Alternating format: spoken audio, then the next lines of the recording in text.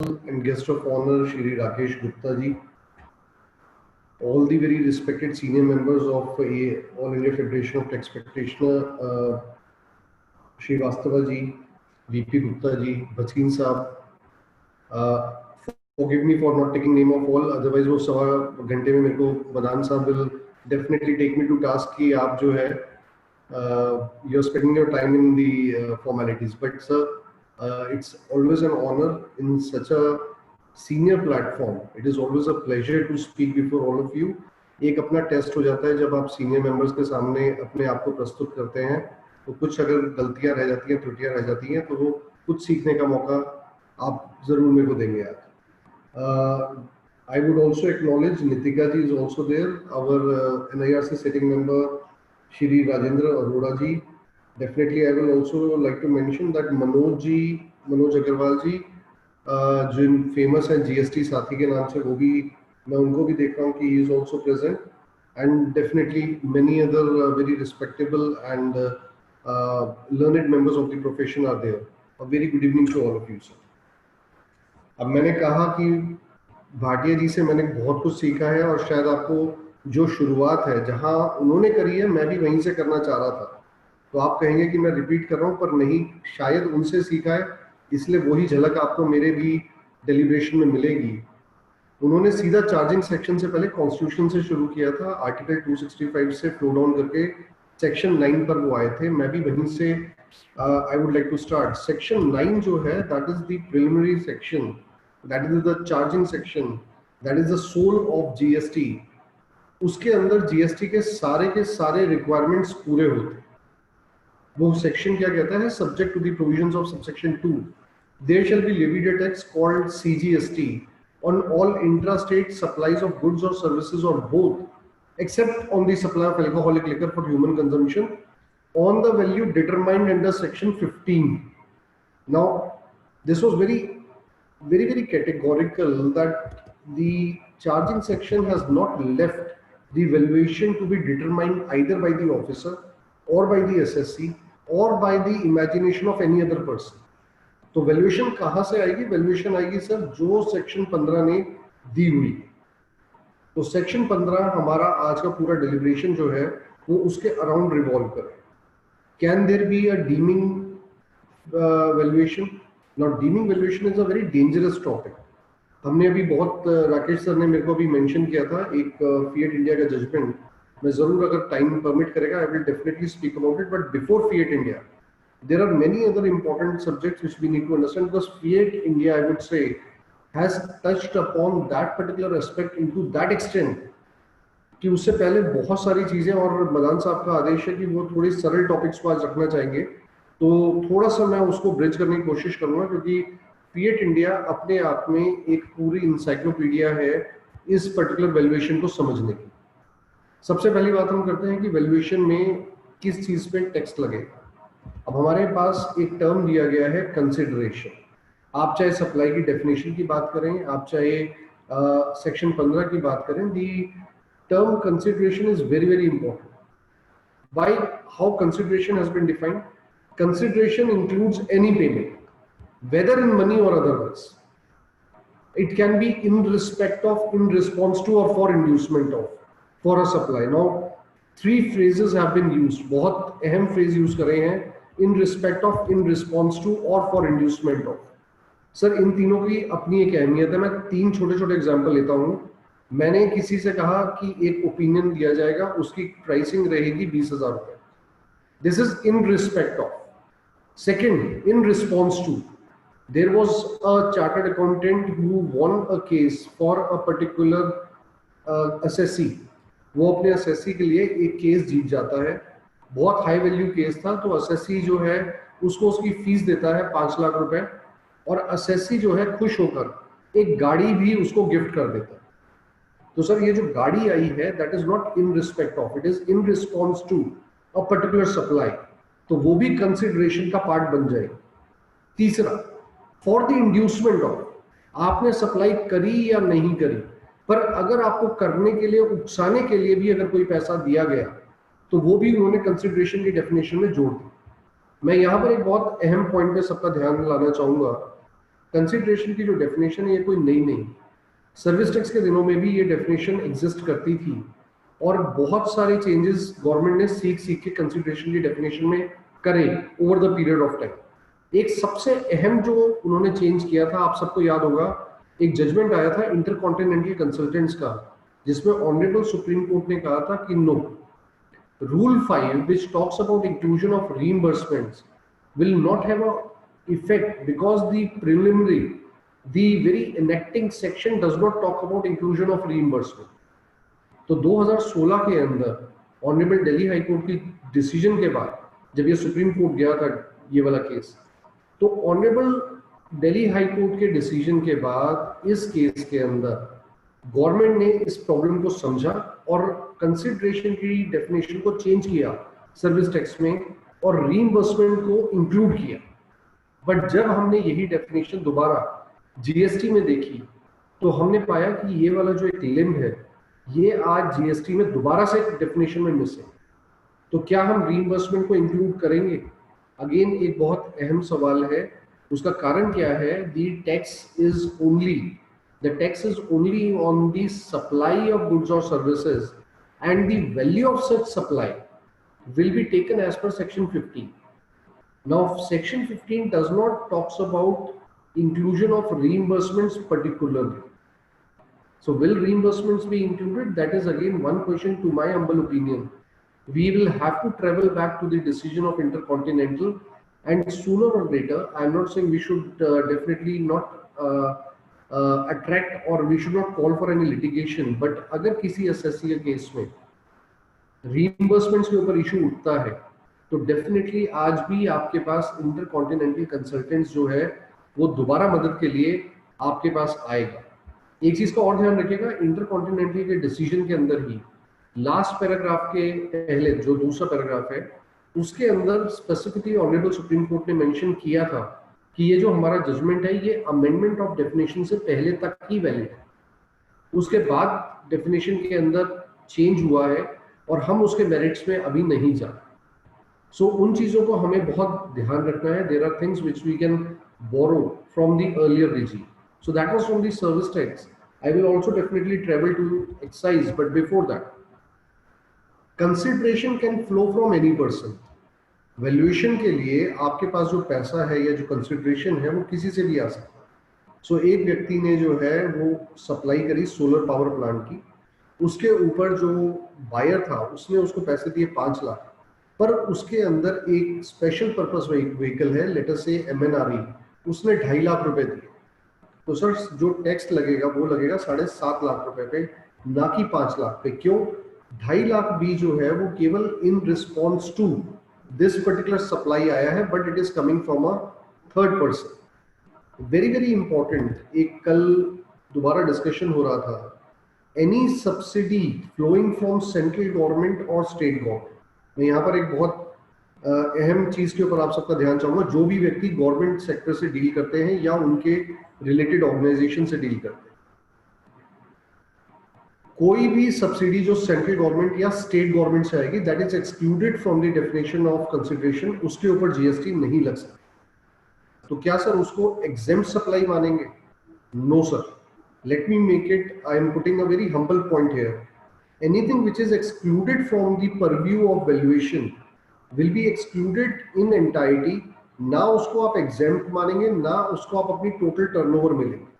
तो छोटा सा एग्जांपल लेते हैं, एक व्यक्ति है, उसने एक सप्लाई करी जिसका टोटल वैल्यू था 1 करोड़ रुपए, 40 लाख रुपए उसको सेंट्रल गवर्नमेंट से सब्सिडी के रूप में मिले और 60 लाख रुपए उसको बायर ने दिए। उसी व्यक्ति ने इनपुट सर्विसेज ली उस सप्लाई को करने के लिए 2 करोड़ रुपए की। अब उस पर्टिकुलर 2 करोड़ रुपए के अंदर जो आईटीसी था वो सारे का सारा क्रेडिट क्या वो व्यक्ति ले सकता है? हमने देखा है कुछ प्रोफेशनल्स उसके अंदर 60-40 की रेशियो में रिवर्सल कर रहे हैं। सर यहाँ पे मैं आप सबका ध्यान इस बात पे केंद्रित करना चाहूंगा कि जो उसकी वैल्यू ऑफ सप्लाई है उसमें से 40 लाख रुपए एक्सक्लूड करे गए, उसको एग्जेम्प्ट सप्लाई नहीं बनाया गया। तो जो उसकी वैल्यूएशन होगी वो 60 लाख रुपए की होगी और उसको पूरा आईटीसी अवेलेबल होगा, 40 लाख रुपए पे वो रिवर्सल नहीं करेगा। Similar will be the case in case of reimbursement. मैंने एक सप्लाई करी और मेरे को रीइंबर्समेंट आई करीब 25 लाख रुपए की, 1 करोड़ पे 25 लाख रुपए, तो 1.25 करोड़ रुपए टोटल पैसा मेरे पास आया मेरे बायर से। तो क्या मेरे को अपना आईटीसी 20% कॉमन का रिवर्स करना पड़ेगा क्योंकि मैं रीइंबर्समेंट पे टैक्स नहीं दे रहा? No sir, reimbursement is not an exempt supply, it has been excluded from the valuation. So second very important point is that exclusion from the valuation does not mean an exempt supply. तो आप exempt supply को अलग रखेंगे, अगर कोई भी चीज आपके वैल्यूएशन से एक्सक्लूड हो रही है उसके ऊपर आपको आईटीसी का रिवर्सल नहीं करना। Now there are very important amounts which we receive. Does they constitute consideration? Let me take the first example, donation. क्या donation consideration है? No sir, donation is not consideration and therefore donation के ऊपर tax नहीं लग सकता. It is not in response to, in respect of, or for the furtherance of any work. Now tell me, let me give you very small example. ये जो donation word है ना sir, ये बहुत खतरनाक word भी है। क्यों? जहां भी पैसा आया वो लिख दिया सर डोनेशन। हमने बहुत बड़ा एक प्रोग्राम करा था एक कॉर्पोरेट के लिए, उसके लिए हमें कॉर्पोरेट ने 50 लाख रुपए दिए, तो क्या ये कंसिडरेशन है? नहीं नहीं सर, उसने हमें ग्रांट दी थी। तो जैसे ही वो वर्ड ग्रांट आता है हम सारे सॉफ्ट हो जाते हैं इनडायरेक्ट टैक्स में, हम कहते हैं नहीं नहीं ये तो ग्रांट है यार, ये तो कंसिडरेशन नहीं हो सकती। सर मैं यहाँ पे आप सबका ध्यान केंद्रित करना चाहूंगा कि केवल उसका नॉमेनक्लेचर चेंज कर देने से कभी भी ग्रांट कंसिडरेशन के बीच में फर्क आप मत कीजिएगा। Nomenclature will not decide whether a grant is a consideration और नॉट। चलिए थोड़ा सा एग्जांपल मैं लेता हूँ। एक ऑर्गेनाइजेशन है चाइल्ड रिलीफ एंड यूथ, आपके पास उनका फोन आया कि सर हम बच्चों को, गरीब बच्चों को हम खाना खिलाते हैं, पढ़ाते हैं, तो आप हमारे को जो है डोनेशन दीजिए।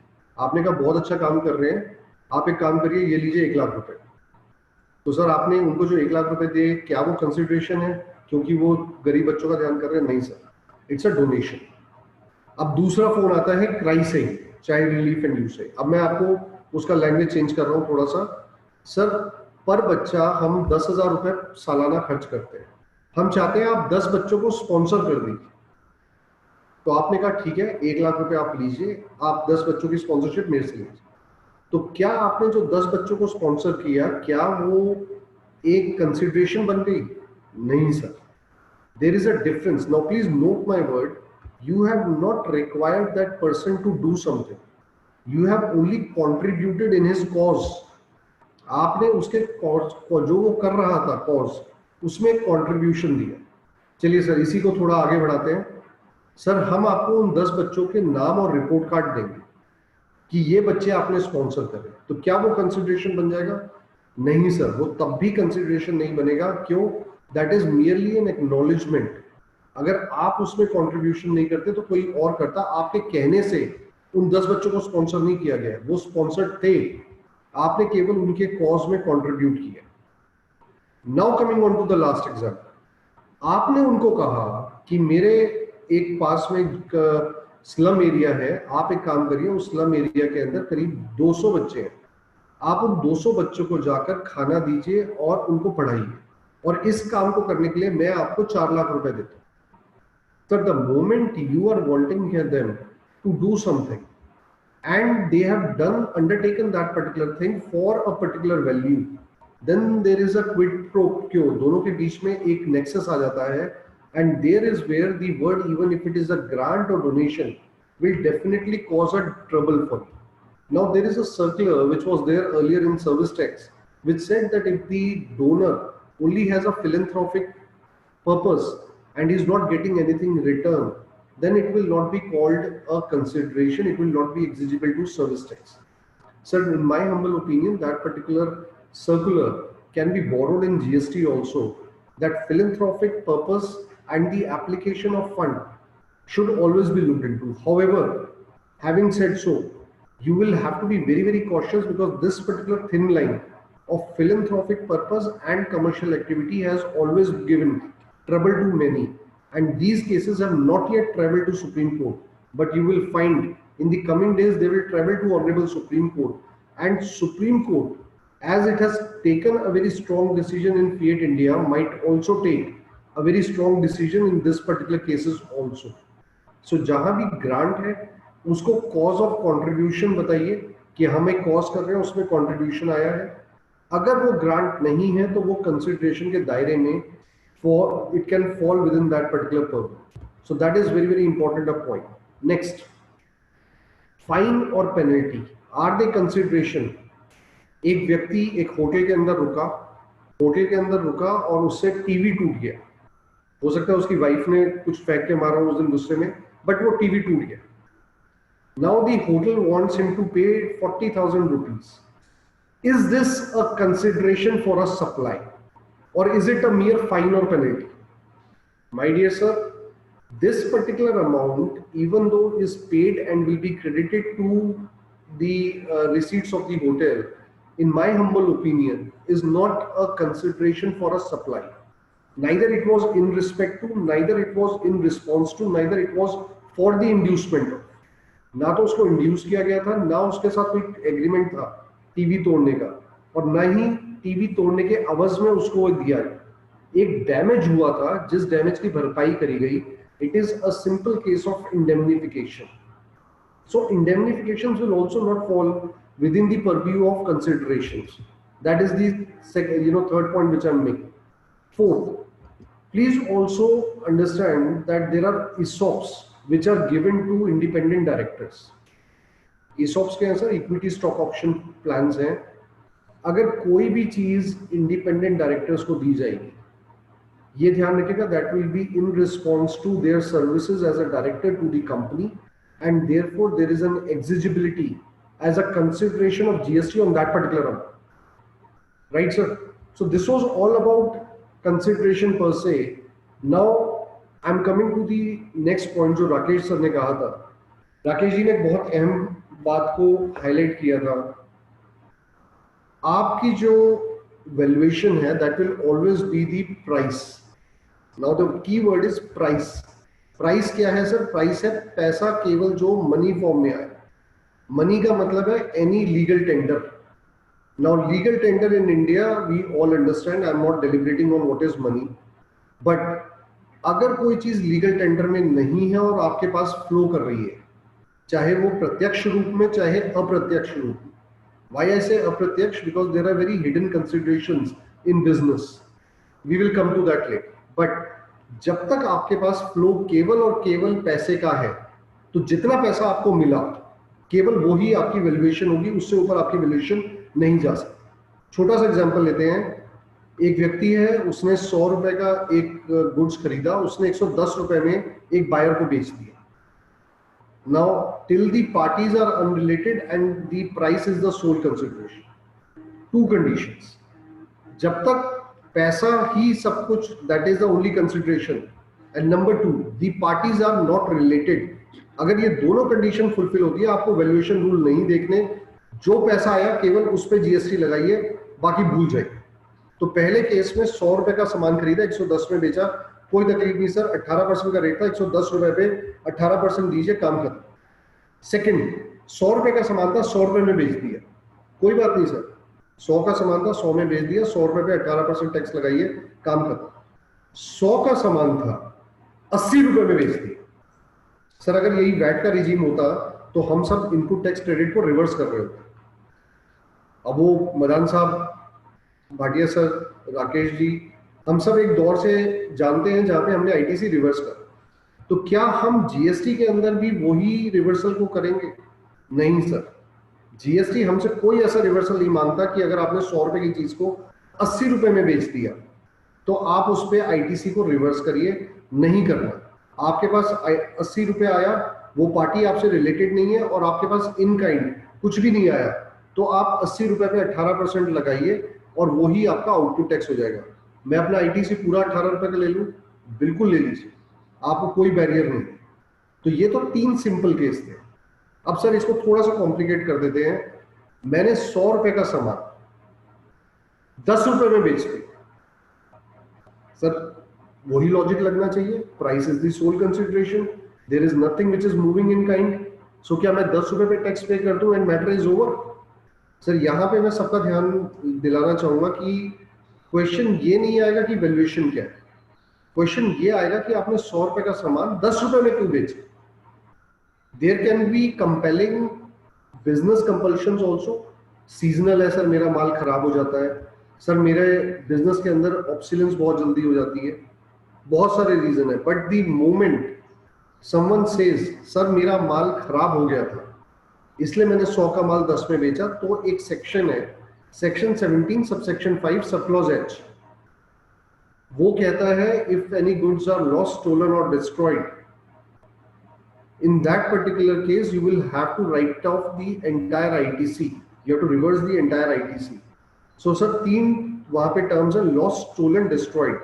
Now the term destroyed is something which means that particular goods cannot be used in the form and manner in which they were earlier there.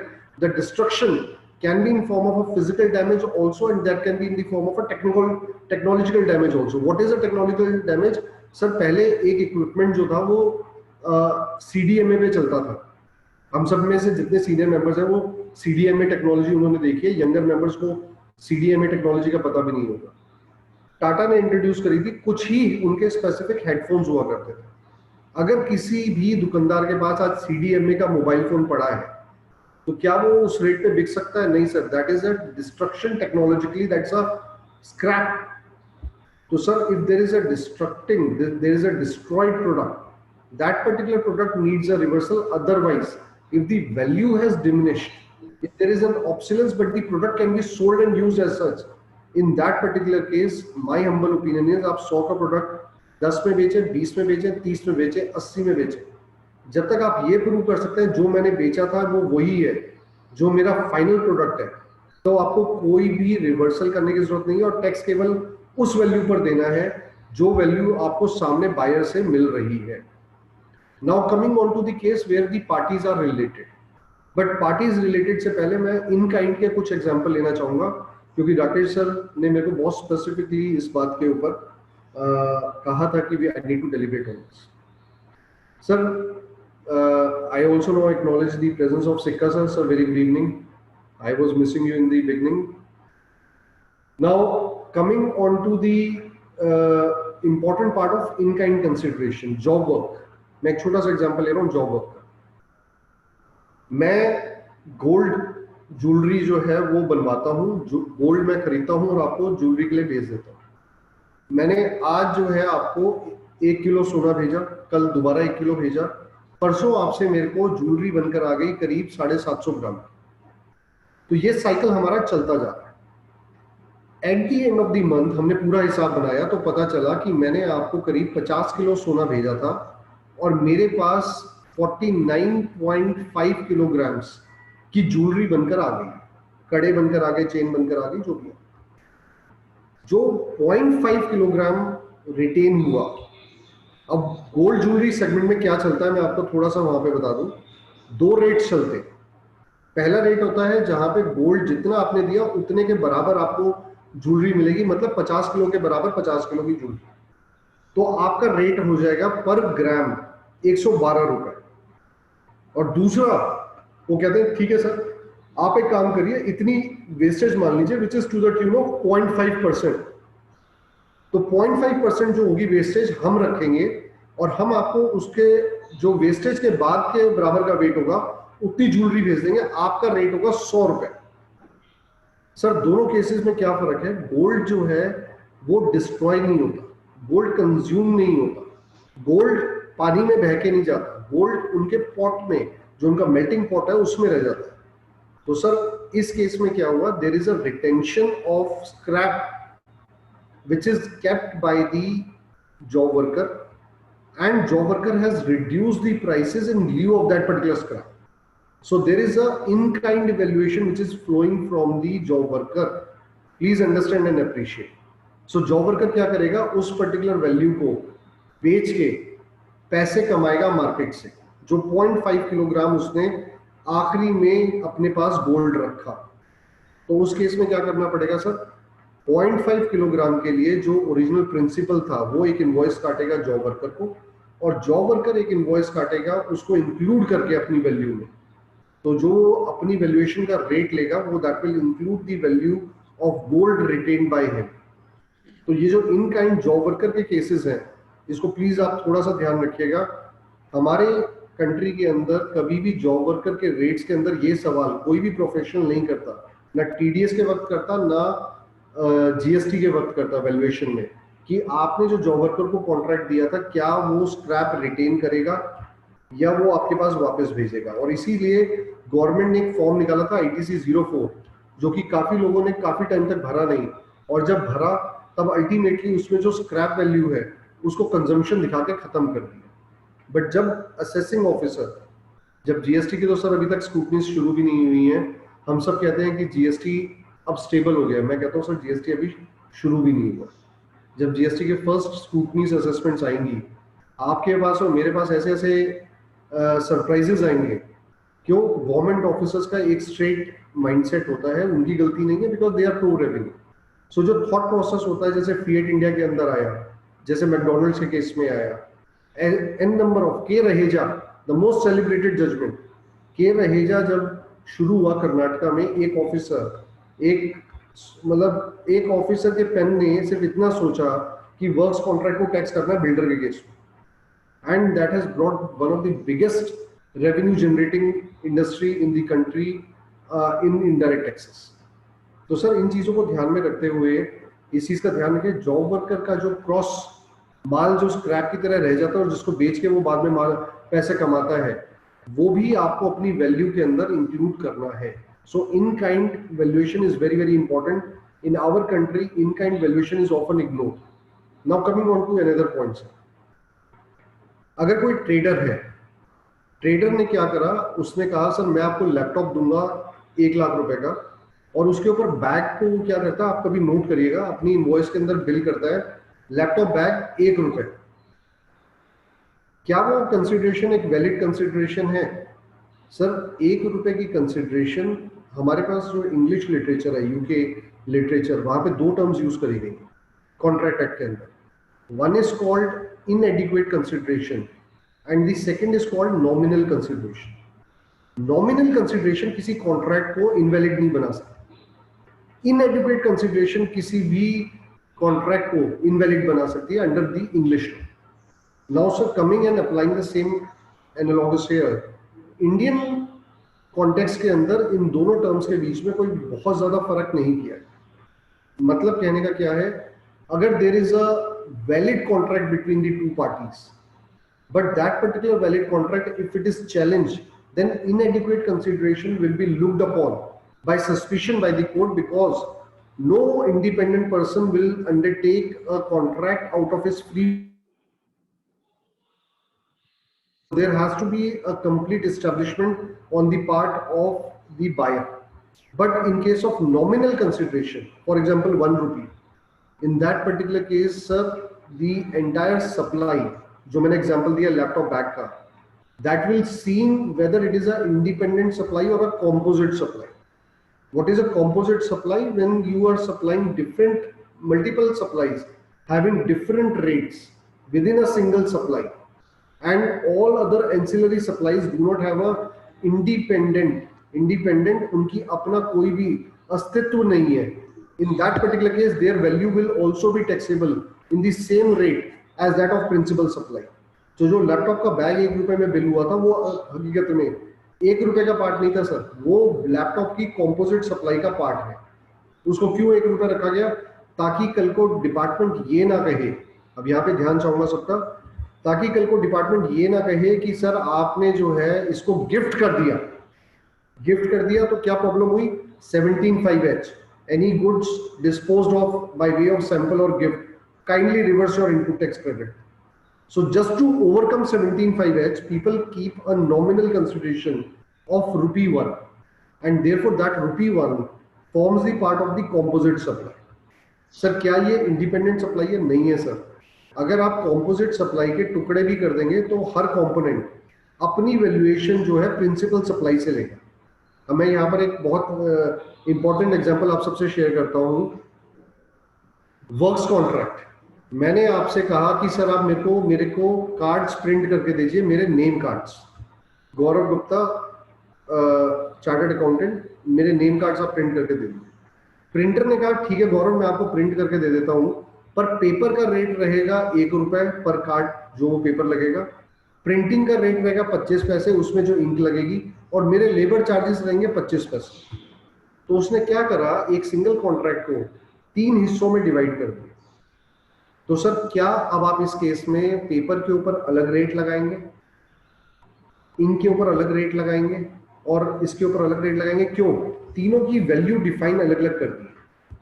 थोड़ा सा ध्यान मैं यहाँ पे चाहूंगा सर, बहुत अहम है समझना, it's a part of a composite supply. Valuation always plays a very important role in composite or mixed supply. In case of composite supply, even though elements are given separately, you will not take their valuations, you will not take their rate separately, you will apply a single rate on the total value of that particular contract. Sir पहले VAT के अंदर तो हम अलग अलग rate लगाते थे, service tax और वैट के दिनों में सर, तब हमारा जो चार्ज था वो सप्लाई के ऊपर नहीं था, वो सेल और प्रोविजन ऑफ सर्विस पे था। और तब कॉन्सेप्ट ऑफ जो कॉम्पोजिट सप्लाई था वो रेस्ट्रिक्टेड था केवल बंडल ऑफ सर्विसेज पे। और तभी immediate creative honourable supreme court ने कहा कि जो वैट का कंपोनेंट, अगर आपका सेल ऑफ गुड्स का कंपोनेंट अलग से बताया हुआ है, Rainbow Colour Lab, Imagic Creative, and number of judgments flowed into that particular direction. Imagic Creative said कि अगर आपका कंपोनेंट अलग से दिखाया हुआ है सेल ऑफ गुड्स का, तो आप अपना वैट केवल उसी वैल्यू पे लगा सकते। And similar was the case with service tax. But sir, in GST, you will first have to classify the nature of service, and then you will go to the whether it is a composite supply, a mixed supply, or 3 independent supplies. अब मैं यहाँ पे क्यों कह रहा हूँ, आपने building construction के लिए दी, मटेरियल का बिल अलग आया और लेबर का अलग आया, तो बहुत लोग उसके ऊपर अलग अलग टैक्स लगा देते हैं। टोटली गलत है सर। आपका कॉन्ट्रैक्ट क्या कहता है? अगर वो एक कॉम्पोजिट कॉन्ट्रैक्ट है तो उसके ऊपर 18% लगेगा एज वर्क्स कॉन्ट्रैक्ट। गाड़ी रिपेयर के लिए गई, डेंटिंग पेंटिंग हुई, डेंटिंग का अलग, पेंटिंग का अलग और पार्ट का अलग रेट लगा दिया sir. In my humble opinion, even the government circular to that particular account is incorrect. It has to be under a single rate, the entire value which should be seen as a composite supply. Coming on to the next one, sir. The moment there is an element which is not a part of the composite supply, then every valuation which is given will be taken as an independent supply and taxes will be levied accordingly. Now, coming on to the next example of in-kind, sir. I am a battery dealer. बहुत ही एक normal सा example है battery dealer का। मैं एक battery dealer हूँ, आप मेरे पास आए कि गौरव एक ये नई बैटरी कितने की है? मैंने कहा जी ये नई बैटरी जो है 9500 की है, मैं आपको अपनी पुरानी ट्यूबुलर बैटरी दूंगा। मैंने कहा ठीक है सर, एक काम करो, इसमें से 2000 रुपये कम कर लो, 7.5 में नई बैटरी ले जाओ। Sir there are 2 cross supplies which are happening, a new battery for 9500 and an old battery for 2000। यहाँ पर ध्यान रखिएगा, 9500 पे टैक्स लेना है, 2500 पे जो 2000 रुपये है वो आपकी परचेज है, उसको आपको अलग देखना है। सो ये मत सोचिए कि केवल जो पैसा मेरे पास इन काइंड आया, सॉरी इन मनी आया, उसी पे टैक्स लगाना है। इन काइंड का बहुत ध्यान रखिएगा। और बहुत सारे ऐसे डीलर्स हैं जो इस चीज को इग्नोर कर रहे हैं। कल को किसी भी बैलेंस शीट में, अब सब एनुअल रिटर्न फाइल करने वाले, जब एनुअल रिटर्न फाइल करें जरूर एक चीज देखिएगा, क्या उस बैलेंस शीट के अंदर स्क्रैप की सेल है? अगर स्क्रैप की सेल है, उससे पूछेगा भाई साहब ये स्क्रैप कहां से आ गया? या तो वो स्क्रैप उसका अपने गुड्स के लॉस है, या उसका मैन्युफैक्चरिंग लॉस है, या फिर उसने स्क्रैप को इंटरचेंज किया है विद न्यू गुड्स। सारी एफएमसीजी इंडस्ट्री में वो स्क्रैप जनरेट होता है। आप पुराने लैपटॉप को देके नया लैपटॉप लेते हैं, पुराने मोबाइल को देके नया मोबाइल लेते हैं, पुराने फ्रिज को लेके नया फ्रिज लेते हैं, टेलीविजन, हर इंडस्ट्री में इतना स्क्रैप है कि कहीं ना कहीं आपको वो स्क्रैप जहां दिखेगा आपको बहुत कॉशियसली उसको डील करना है, उसको वैल्यूएशन के अंदर इंक्लूड करना है। Otherwise tomorrow when the assessing authority will take up this case, all these in kind flows to that particular supplier will cause a problem to the assessee. Now coming on to related party transaction. Sir related party transaction बड़ी simple है। related party कौन है? मेरी family, अगर मैं individual हूँ वो मेरे रिलेटेड पार्टीज हैं। अगर मैं कंपनी हूँ तो मेरे डायरेक्टर और मेरे एम्प्लॉइज वो मेरे रिलेटिव हैं, रिलेटेड पार्टीज हैं। अगर मैं कंपनी नहीं हूँ, कोई फर्म ऑर्गेनाइजेशन हूँ, partners, members of that organisation, ये सब रिलेटेड पार्टीज में है। ये डेफिनेशन हमें कहाँ मिलेगी? Explanation to section 15 sorry. अब उस एक्सप्लेनेशन के बाद रिलेटेड पार्टी ट्रांजैक्शंस में गवर्नमेंट ने क्या कहा? गवर्नमेंट ने कहा अगर आप अपने रिलेटेड पार्टी के साथ कोई भी ट्रांजैक्शन कर रहे हैं तो कृपया करके उसकी वैल्यूएशन आप वो नहीं लेंगे जो आपने मनी टर्म्स में ली, आपको उसके लिए वैल्यूएशन रूल्स पे जाना पड़ेगा। तो उसका क्या मतलब है, मैं छोटा सा लिंक कर देता हूँ। एक हमारा 3CD के अंदर, correct me sir if I am wrong, सब इनकम टैक्स एक्सपर्ट्स मेरे सामने हैं, माफ कीजिएगा अगर मैंने सेक्शन में कोई गलती कर दी हो। एक सेक्शन आता है हमारे को जहां पे रिलेटेड पार्टी ट्रांजैक्शंस रिपोर्ट करना पड़ता है, section 40 subsection 2 sub clause B, 42B if I remember correctly. Sir हाँ या ना श्रीवास्तव साहब, correct me if I am wrong sir. ठीक है सर। 42B के अंदर आपको रिलेटेड पार्टी ट्रांजैक्शन रिपोर्ट करना पड़ता है। आज आपसे जीएसटी में कोई नहीं पूछ रहा, पर कल को जब भी ये वाला सेक्शन देखा जाएगा, आपकी रिलेटेड पार्टी की वैल्यूएशंस ऑफिसर जरूर देखेगा। आपकी जितनी रिलेटेड पार्टी की ट्रांजैक्शन है उसमें पूछेगा कि साहब आपने क्या वैल्यू चार्ज करी है, क्या वो वैल्यूएशन रूल्स के हिसाब से है। तब आप कहेंगे सर वैल्यूएशन रूल्स के हिसाब से तो नहीं है, हमने तो वही रेट चार्ज किया जो हमारी कॉस्ट थी। अब यहाँ पर again I am dividing my deliberation into 2 parts. एक होता है रिलेटेड पार्टी ट्रांजैक्शंस में बहुत सारी कंपनीज क्या करती है, उनको रीइंबर्समेंट के तौर पे लेती है। मेरा एक कॉमन ऑफिस है, 25 सब्सिडरी चल रही है, तो सब्सिडरी से मैंने क्या करा, 10-10 हज़ार रुपए कॉमन कॉस्ट की तरफ रीइंबर्समेंट ले लिया। सर कॉमन कॉस्ट की तरफ रीइंबर्समेंट अगर आप तब ले सकते हैं जब 25 कंपनीज ने उन कॉमन वेंडर्स को कॉमन सप्लाई के लिए एंगेज किया। और इसके अंदर ऑनरेबल सुप्रीम कोर्ट का बहुत अच्छा जजमेंट है GCPL के केस में। सो उसके अंदर क्राइटेरियाज दिए हैं कि इन 7 क्राइटेरियाज को अगर आप फुलफिल करते हैं तो इसको कॉस्ट शेयरिंग कहा जाएगा और इस पे सर्विस टैक्स नहीं लगेगा, राइट सर। बट अगर वो कॉस्ट शेयरिंग नहीं है और सारी फैसिलिटी उस पेरेंट कंपनी की है, पूरा ऑफिस उस पेरेंट कंपनी का है, थर्ड पार्टी वेंडर से कोई प्रोक्योरमेंट ऐसी नहीं है जो शेयर हो रही हो, then in that particular case please do remember आपको उसके अंदर रिलेटेड पार्टी वैल्यूएशंस के साथ उस पर टैक्स देना। अब सर रिलेटेड पार्टी ट्रांजैक्शंस को वैल्यू करना सबसे मुश्किल काम होता है, उसको कैसे वैल्यू करें। मैंने अपनी ब्रांच को सामान भेजा, मैंने अपने एसोसिएट को सामान भेजा, मैंने अपने एम्प्लॉयज को, मैं एक छोटा सा एग्जांपल अगेन लेता हूँ। एक कंपनी है, उसका फॉर्मूला है कि हर 3 साल के बाद वो अपने एम्प्लॉयज को कहती है कि जो लैपटॉप तुम 3 साल से यूज कर रहे हो वो तुम 10,000 रुपए में ले जाओ। तो सर क्या टैक्स 10,000 रुपए में लगेगा? ये ध्यान करिएगा, any disposal of any asset to the employees, valuation should be taken at the open market value and not at the price collected from the employees. Disposal of asset to employees बहुत common है corporates के अंदर, वो एक policy के तहत सस्ते rate में एम्प्लॉयज को दे देते हैं just to keep a good moral amongst the employee. Sir ये सब चीजें वैल्यूएशन की बहुत ध्यान करने वाली हैं। Now coming on to the associated enterprise. Associate enterprise के अंदर क्या करा कंपनी ने कहा कि साहब मैं जो है ये गुड सप्लाई करता हूँ, 100 रुपए का मैं खरीदता हूँ, 102 रुपए का मैं अपने एसोसिएट एंटरप्राइज को दे देता हूँ। कोई बात नहीं सर, 2 रुपए मेरा मार्जिन है, क्या ये वैल्यूएशन ठीक है? मेरा सेक्शन 15 सबसेक्शन 4 कहता है if you are supplying to a related party then you will have to go to valuation rules. आप मनी टर्म्स को नहीं देख सकते। और मेरे जो रूल 28 है, जो कि मेरा सबसे पहला रूल है इन वैल्यूएशन रूल, वो क्या कहता है? सर आप ये चेक करिए कि क्या आपने ओपन मार्केट वैल्यू पे जो गुड्स की वैल्यू है क्या वो ली। सर मैं कहता हूँ हर केस में वो आप नहीं डिसाइड कर सकते, तो फिर आपको क्या करना पड़ेगा? सर रूल 28 के सेकंड प्रोवाइजो पे पहुंच जाइए। वो क्या कहता है? If the receiving unit, if the recipient can take full credit of that particular invoice, in that particular case the invoice value shall be the transaction value, right sir? Again I am repeating, अगर आपकी दोनों parties related हैं और उस case में अगर receiving party पूरा credit ले सकती है आपकी सप्लाई का, तो जो भी वैल्यू आप इनवॉइस पे देंगे रिलेटेड पार्टी केसेस में, उन केसेस में वही वैल्यू आपकी open market value, transaction value या कंसिडरेशन मानी जाएगी। तो मैंने अपनी ब्रांच को एक सामान भेजा, 100 रुपए का खरीदा था, 80 रुपए में भेजा, कोई इशू नहीं है, ना आपको रिवर्सल करना है, ना आपको एक्स्ट्रा टैक्स लगेगा, 80 रुपए पे आप टैक्स दे दीजिए, खत्म। मैंने अपने ब्रदर को एक वॉच बेची और एक अपने ओपन कस्टमर को वॉच बेची। कस्टमर को बेची 40,000 में, ब्रदर को दी 35,000 में। सर मुझे कितने पे टैक्स देना है?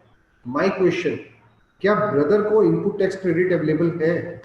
अगर अवेलेबल है then 35,000 is the open market value and it will be taken as a transaction value, right sir? वो ट्रांजेक्शन वैल्यू ली जाएगी, ओपन मार्केट वैल्यू नहीं, that will be taken as a transaction value, और उसी के ऊपर tax देना है। क्यों? मेरे ब्रदर भी वॉच में डील करते हैं, पर अगर मेरे ब्रदर वॉच में डील नहीं करते और उनको उसका आईटीसी नहीं मिलेगा, then my dear friend in that particular case आपको उसके ऊपर 40,000 पे टैक्स देना पड़ेगा, 35,000 पे नहीं। ये चीज का थोड़ा सा ध्यान रखिएगा। रिलेटेड पार्टी ट्रांजैक्शन, हर एक ट्रांजैक्शन को आपको इंडिपेंडेंटली देखना पड़ेगा। You can not take a blanket formula. आपने इनकम टैक्स में कौन सी वैल्यू ली थी, उसको जीएसटी से कोई मतलब नहीं। इनकम टैक्स और जीएसटी दो अलग अलग परव्यू पे चलते हैं। क्यों? श्रीवास्तव साहब भी मेरे से एग्री करेंगे, सर इनकम टैक्स कोशिश करता है खर्चे को डिसअलाउ करने या इनकम को बढ़ाने। हमारा जीएसटी क्या कोशिश करता है? केवल और केवल आपकी वैल्यूएशन को बढ़ाने की। क्यों? वैल्यूएशन बढ़ेगी तो जीएसटी ज्यादा आए, उसको आपके खर्चे से कोई मतलब नहीं है, उसको केवल मतलब आपके आउटपुट टैक्स से और अपने आईटीसी से। अगर वो दोनों चीजें मिसिंग हो between related party, for example मैं गेहूं सप्लाई करता हूं अपने ब्रदर को, कोई मतलब नहीं। क्यों? कोई टैक्स रेट जीरो है, निल है, एग्जेम्प्टेड है, जीएसटी को कोई मतलब नहीं। So please do remember in case of valuation, related party को अगर पूरा क्रेडिट अवेलेबल है, in that particular case distinct person को पूरा क्रेडिट अवेलेबल है, then whatever value you charge on the invoice will become open market value. एक बहुत important judgment decision rather authority for advance ruling, appellate authority का decision आया था in the case of Columbia Asia. Sir Columbia Asia के case में क्या decision आया था? आपको क्रॉस चार्ज जो है करना है और क्रॉस चार्ज के ऊपर टैक्स भी देना। मीनिंग देयर बाय आपका एक हेड ऑफिस है, आपकी कई ब्रांचेस हैं, आपको अपने हेड ऑफिस से अपनी ब्रांचेस को सप्लाई, जो आपने management support service, business support service, admin service, consulting services, ये सब चीजें जो दी हैं इसके ऊपर आपको टैक्स देना। जजमेंट ने क्या कहा? क्वेश्चन पूछा गया स्पेसिफिकली, सर क्या इंप्लॉय कॉस्ट को भी जोड़ना है? मेरा हेड ऑफिस है, उसमें इंप्लॉय कॉस्ट 6 करोड़ रुपए की है, आधी तो डायरेक्टर्स और सीनियर मैनेजमेंट की है, तो क्या उस पर भी टैक्स देना है? एपेलेट अथॉरिटी ने भी कहा हाँ बिल्कुल इंक्लूड करिए सर, और उसके ऊपर भी आपको टैक्स देना है। मतलब एक ऑर्गेनाइजेशन ने कुछ भी नहीं करा, बट इंटरनल जो उसकी मैनेजमेंट थी उसकी एक कॉस्टिंग जो है वो एक टैक्स के रूप में उसकी ब्रांच के पास पहुंच गई। सर कोलंबिया एशिया के केस में वैल्यूएशन का बेनिफिट हमें नहीं मिला। क्यों? कोलंबिया एशिया के केस समझिए, उसमें इशू क्या है? उसमें इशू ये था, Columbia Asia is a chain of hospitals. Hospitals की क्या आउटपुट सप्लाई टैक्सेबल है? नहीं है सर। तो उसको क्या आईटीसी मिलेगा? नहीं मिलेगा। क्योंकि उसको आईटीसी नहीं मिलेगा, इसलिए उसकी जो ट्रांजैक्शन थी between head office and branches वो ओपन मार्केट वैल्यू पर ही टैक्स होंगी। पर अगर मैं बात करता हूं between two branches of a manufacturing company, जो दोनों के दोनों लेट अस से हैंडसेट सप्लाई करती है, तो जो हेड ऑफिस है वो एक हैंडसेट सप्लाई करने का कंपनी का हेड ऑफिस है, तो क्या उस ब्रांच को, जो मैन्युफैक्चरिंग यूनिट है, उसको क्या क्रेडिट पूरा अवेलेबल है? यस सर, पूरा available. The moment full credit is available, head office की जो सर्विसेज की वैल्यूएशन है to branch, you can take the benefit of second proviso to rule 28। तो मैं अपनी मैनेजमेंट सर्विसेज की वैल्यूएशन 1 लाख भी रख सकता हूं, चाहे 4 करोड़ की कॉस्ट थी, 10 लाख भी रख सकता हूं, 10,000 भी रख सकता हूं। पर मेरा सबसे एक विनम्र अनुग्रह रहेगा कि सब कुछ वैल्यूएशन जो है रीजनेबल रखिए, बिल्कुल भी 1 रुपया मत रखिएगा, right sir? Do not press upon कि उसको 1 रुपया रख दिया। आई डोंट वांट कि 1 रुपया should be seen as any kinds of valuation or not, but yes, if tomorrow even 1 rupee comes up, you have a very good case to fight for 1 rupee also, but keep it 1 lakh, 10 lakhs, whatever is the size of the company, keep it a reasonable small amount between the branches। अब एक सवाल और आया, sir हमने जो है एक branch से दूसरी ब्रांच को जो सीमेंट भेजी है, या जो लैपटॉप भेजे हैं, या जो कोई भी एक स्टॉक भेजा है, उसकी हमने एक वैल्यू तो करी है, तो क्या उस वैल्यू के ऊपर हमारे पे कोई सवाल है? सर अगर आपकी ब्रांच के पास पूरा क्रेडिट है, आप पे कोई सवाल नहीं सर, वो कंसिडरेशन नहीं बनेगी। Between branches there can never be a consideration. Why sir? Because you can not have a consideration for yourself. You and your branch are not different. Can you sue your branch for not paying the consideration? Can you sue yourself? No, sir. So any amount which is shown on the invoice is merely an accounting term. It is merely an accounting unit. It is never a consideration. So between branches there can never be a consideration. ये please ध्यान रखिएगा. There are a lot of people who confuse कि अगर हमने एक invoice raise कर दिया तो सर हमने consideration ले लिया है from our branch. Sir, you can never take a consideration from your branches.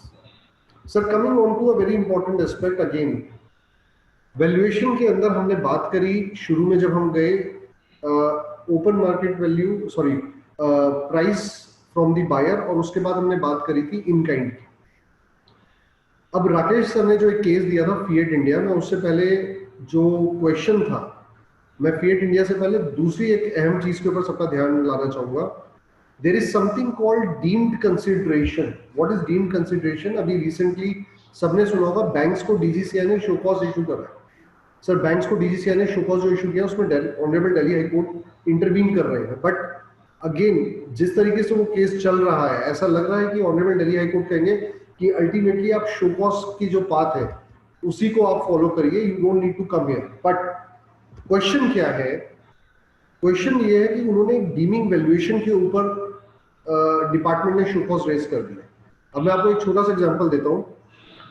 मैंने एक रेंटिंग पे आपसे कमर्शियल एस्टेब्लिशमेंट ली, रेंट पे ली. उसका रेंट कितना था? उसका रेंट है सर 1 लाख रुपए महीने. पर आपने और मैंने कहा कि गौरव 1 लाख पे तो मेरा बहुत टैक्स लग जाएगा. आपको पता ही है security deposit is excluded from the definition of consideration. आप एक काम करिए, आप मेरे को 10 लाख रुपए का तो सिक्योरिटी डिपॉजिट दीजिए और रेंट 50,000 रुपए कर दीजिए. तो दोनों बायर और सेलर के बीच में ये डिसाइड हो. अब डिपार्टमेंट ने कहा कि सर ये जो 10 लाख रुपए आपके पास रखे हुए हैं इस पे आप ब्याज कमा रहे हैं, और ये जो ब्याज आपके पास आ रहा है ये आपकी डीम्ड कंसिडरेशन है फ्रॉम रेंटिंग. इसको भी जोड़ दीजिए और इस पे भी आप मेरे को जीएसटी दे दीजिए. सर क्या जीएसटी इस अमाउंट पे कलेक्ट हो सकता है? This particular case came up in service tax also, and that time also honourable tribunal said there is no consideration which can be attributed to renting from the interest, and therefore there will be no taxability. So sir, I would say that same purpose or same reason, same grounds will flow to GST also, and there cannot be a taxability of a deemed consideration. Deemed consideration can trigger only in two cases.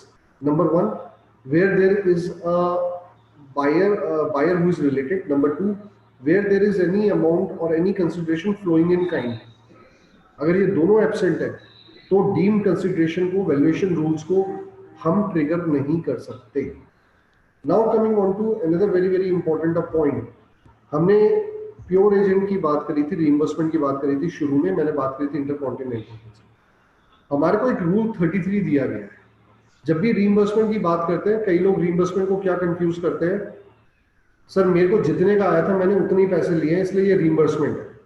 Late me break this myth today. Your cost is not the criteria to define a reimbursement. what is the purpose of reimbursement? Reimbursement means the obligation was on the buyer, there is a different supplier, and you were merely a person who was paying that amount. मतलब आपने केवल उस सामान को खरीदा और जो तीसरी जो एक थर्ड पार्टी थी उसने आपके बिहाफ पे उस सप्लायर को पैसे दे दिए. सो मैं मार्केट के अंदर गया था, मेरे ब्रदर ने पूछा आप कहाँ पर हो? मैंने कहा भैया मैं यहाँ पे खड़ा हूँ. कहते अच्छा एक काम करना, वो दुकानदार को 50,000 रुपए दे दीजिएगा, उससे मैंने कल सामान लिया. So there is a obligation on the brother, there is a supplier who has supplied goods और services to the brother. I have merely made a payment to that particular person which I'll get a reimbursement from my brother. This is a reimbursement. But अगर एक company है उसके पास सामान पड़ा है, उसने उस सामान को अपनी एसोसिएट कंपनी को दे दिया और कहा कि सर हमने तो केवल कॉस्ट लिया, हमने तो रीइंबर्समेंट ली है. फॉर एग्जांपल एम्प्लॉयज जो है वो लैपटॉप्स यूज करते हैं. कंपनी एक्स ने कंपनी वाई जो उसकी सब्सिडरी थी उसके अपने एम्प्लॉयज को 100 कंप्यूटर्स जो है दे दिए और उसकी बुक्स में जो उसकी वैल्यू थी, उसको कहा कि सर हमने तो रीइंबर्स कर लिया अपनी वैल्यू, हमने कोई सप्लाई नहीं करी। My dear sir, that is not a reimbursement. You are the supplier, the other company is the buyer, and that particular transaction is between related party. Those particular laptops will be taxable at a open market value unless you can take the benefit of rule 28 second proviso. सो ये चीज का please बहुत ध्यान रखिएगा। Reimbursement the way it is used, sir मैं bank audit पे गया और मैंने जो है रीइंबर्समेंट ले ली सारे खर्चे की, कैन दैट बी टैक्सेबल? मैं कंसल्टेंट हूँ सर, मैं बैटरी और इन सब चीजों की टेस्टिंग के लिए I went to another state, तो मैंने रीइंबर्समेंट ले ली अपने क्लाइंट से। Sir reimbursement will be defined कि आपके और आपके क्लाइंट की टर्म्स क्या थी। अगर वो टर्म्स ये कहती थी कि आपको ऑन साइट आकर सप्लाई करनी है सर्विस की, तो आपने जो अमाउंट अपनी ट्रैवल की ली, that will not be called a reimbursement. But अगर वो आपकी टर्म्स थी कि that is the on the part of the buyer, that particular obligation of travel was to be arranged by the buyer, in that particular case you have a very good case to contest for reimbursement. ये बहुत कुछ depend करेगा show cause notice पे। Show cause notice क्या language use करता है? अगर show cause notice ने कुछ बिना दिमाग लगाए रीइंबर्समेंट वर्ड यूज कर दिया, sir I can tell you 90% of the battle is won. But अगर उसने कहा no, the amount which has been taken was a part of the value, then you will fall prey to one of the very important decisions of the earlier era. वो क्या case था sir? बहुत सारे man power suppliers के case में ये case फंसा है। उनमें क्या हुआ, मैंने आपको 50 सिक्योरिटी गार्ड दिया, आपकी कंपनी बड़ी है, तो मैंने आपसे जो सिक्योरिटी गार्ड दिया, हमारा कॉन्ट्रैक्ट क्या रहा, मैं आपसे वेजेस प्लस 5% मैनेजमेंट फीस लूंगा। हर सिक्योरिटी गार्ड की जो तनख्वाह थी 20,000 रुपए थी, 1,000 रुपए जो है मैं आपसे मैनेजमेंट फी ले रहा हूँ, 21,000 रुपए पर सिक्योरिटी गार्ड पर मंथ में आपसे ले रहा हूँ। तो 21,000 इंटू 50, 10,50,000 रुपए मैं आपसे ले रहा हूँ, suppose, for give me for any numerical errors. दोनों पार्टीज ने पिछले एरा में क्या गलती करी, उन्होंने कहा जो वेजेस हैं वो रीइंबर्समेंट है और जो मैनेजमेंट फीस है that is the consideration for supply of man power, हम केवल उस 1,000 रुपए पे टैक्स देंगे। तो डिपार्टमेंट की साइड से क्या शो कॉज है, सर आप कृपया करके 20,000 पे सर्विस टैक्स दे दीजिए।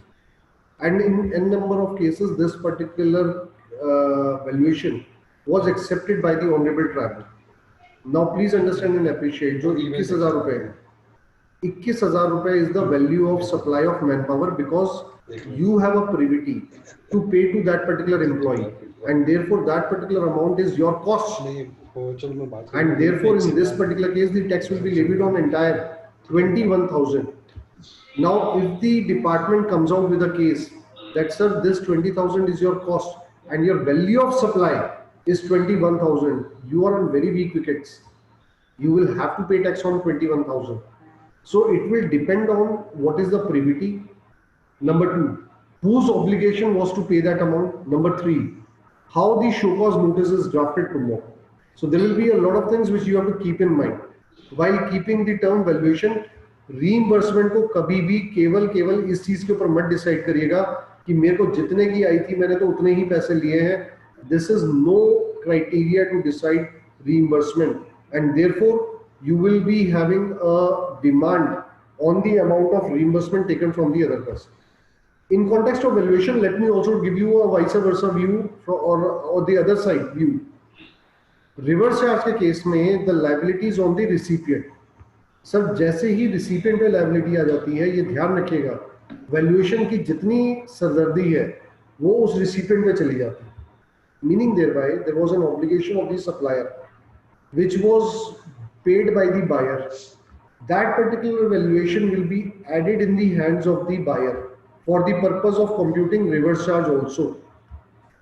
Security services के ऊपर when you are supplying individual security guards, अभी recently जो है गवर्नमेंट ने टैक्स लगा दिया रिवर्स चार्ज का। अब मैंने क्या करा, मैं I have also supplied food and uniform and other amenities to security guard. I am the recipient and reversal liabilities on me to pay. Sir ये ध्यान रखिएगा, आपने जो भी उस सिक्योरिटी गार्ड को दिया जो कि उसके एम्प्लॉयर की जिम्मेवारी थी देना, that particular valuation will be added in your hands to determine your liability for reverse charge. Please do not think कि मेरी रिवर्स चार्ज की लायबिलिटी केवल उसी अमाउंट पे है जो मैंने बायर को पे, सप्लायर को पे कर। बहुत सारी गलतियां होती है रिवर्स चार्ज में valuation.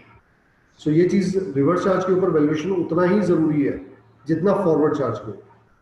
Now coming on to another very important aspect of valuation, हमने पीछे एरा के अंदर एक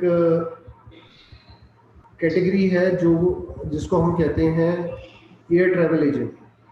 एयर ट्रैवल एजेंट क्या करते हैं sir? They are suppose to book the ticket. Airline की टिकट कस्टमर को जाएगी और जो एयर ट्रैवल एजेंट है वो 100 रुपए, 200 रुपए, 500 रुपए, 1000 रुपए, मैं कहता हूँ 10,000 रुपए की भी कमीशन कमा सकता है। वो उसकी अपनी काबिलियत है, बट जो भी वो कमीशन कमाएगा केवल उसके ऊपर जीएसटी लगेगा। क्यों? जो एयर टिकट है वो किसके नाम पे बनी? वो बनी बायर के नाम। He is not a trader of air ticket, so there was no privity between him and the airlines for selling that particular air ticket. आपने मेरे से कहा कि गौरव वो एयर टिकट बुक कर दो दिल्ली से न्यूयॉर्क, तो मैंने एयरलाइन लुफ्थांसा की टिकट बुक कर दी from Delhi to New York. Ticket आपके नाम की है, प्रिविटी आपकी है, मैं केवल एक माध्यम हूँ आपको उस टिकट तक पहुंचाने का और आपसे पैसे लेके एयरलाइंस को देने का। बट एयर ट्रैवल एजेंट जितने भी थे उन्होंने एक बदमाशी शुरू कर दी। पहले आपको याद होगा बुकलेट आया करती थी, एक लाल रंग की बुकलेट हुआ करती थी जिसपे प्राइस भी हाथ से लिखा होता था और वो प्राइस चेंज नहीं हो सकता। जैसे जैसे ये एडवांसमेंट ऑफ टेक्नोलॉजी आई, ये ticketing it converted into electronic ticketing, और धीरे धीरे क्या हो गया सर? वर्ड की फाइल के अंदर एयर टिकट आने लग गई। अब एयर ट्रैवल एजेंट्स ने क्या करना शुरू कर दिया? जितने लोकल एयर ट्रैवल एजेंट्स हैं उन्होंने टिकट्स के ऊपर प्राइस चेंज करने शुरू कर दिए। सर आपकी टिकट 2500 की बनी है और उनके पास आई हुई थी 2200 की, तो जो कस्टमर है उसको पता भी नहीं चलता कि उसकी एयर ट्रैवल की कितनी एग्जैक्ट वैल्यू है टिकट की। तो सर इन केसेस के अंदर air travel agents have to be very very cautious. Number one, they can not change the value of travel by air.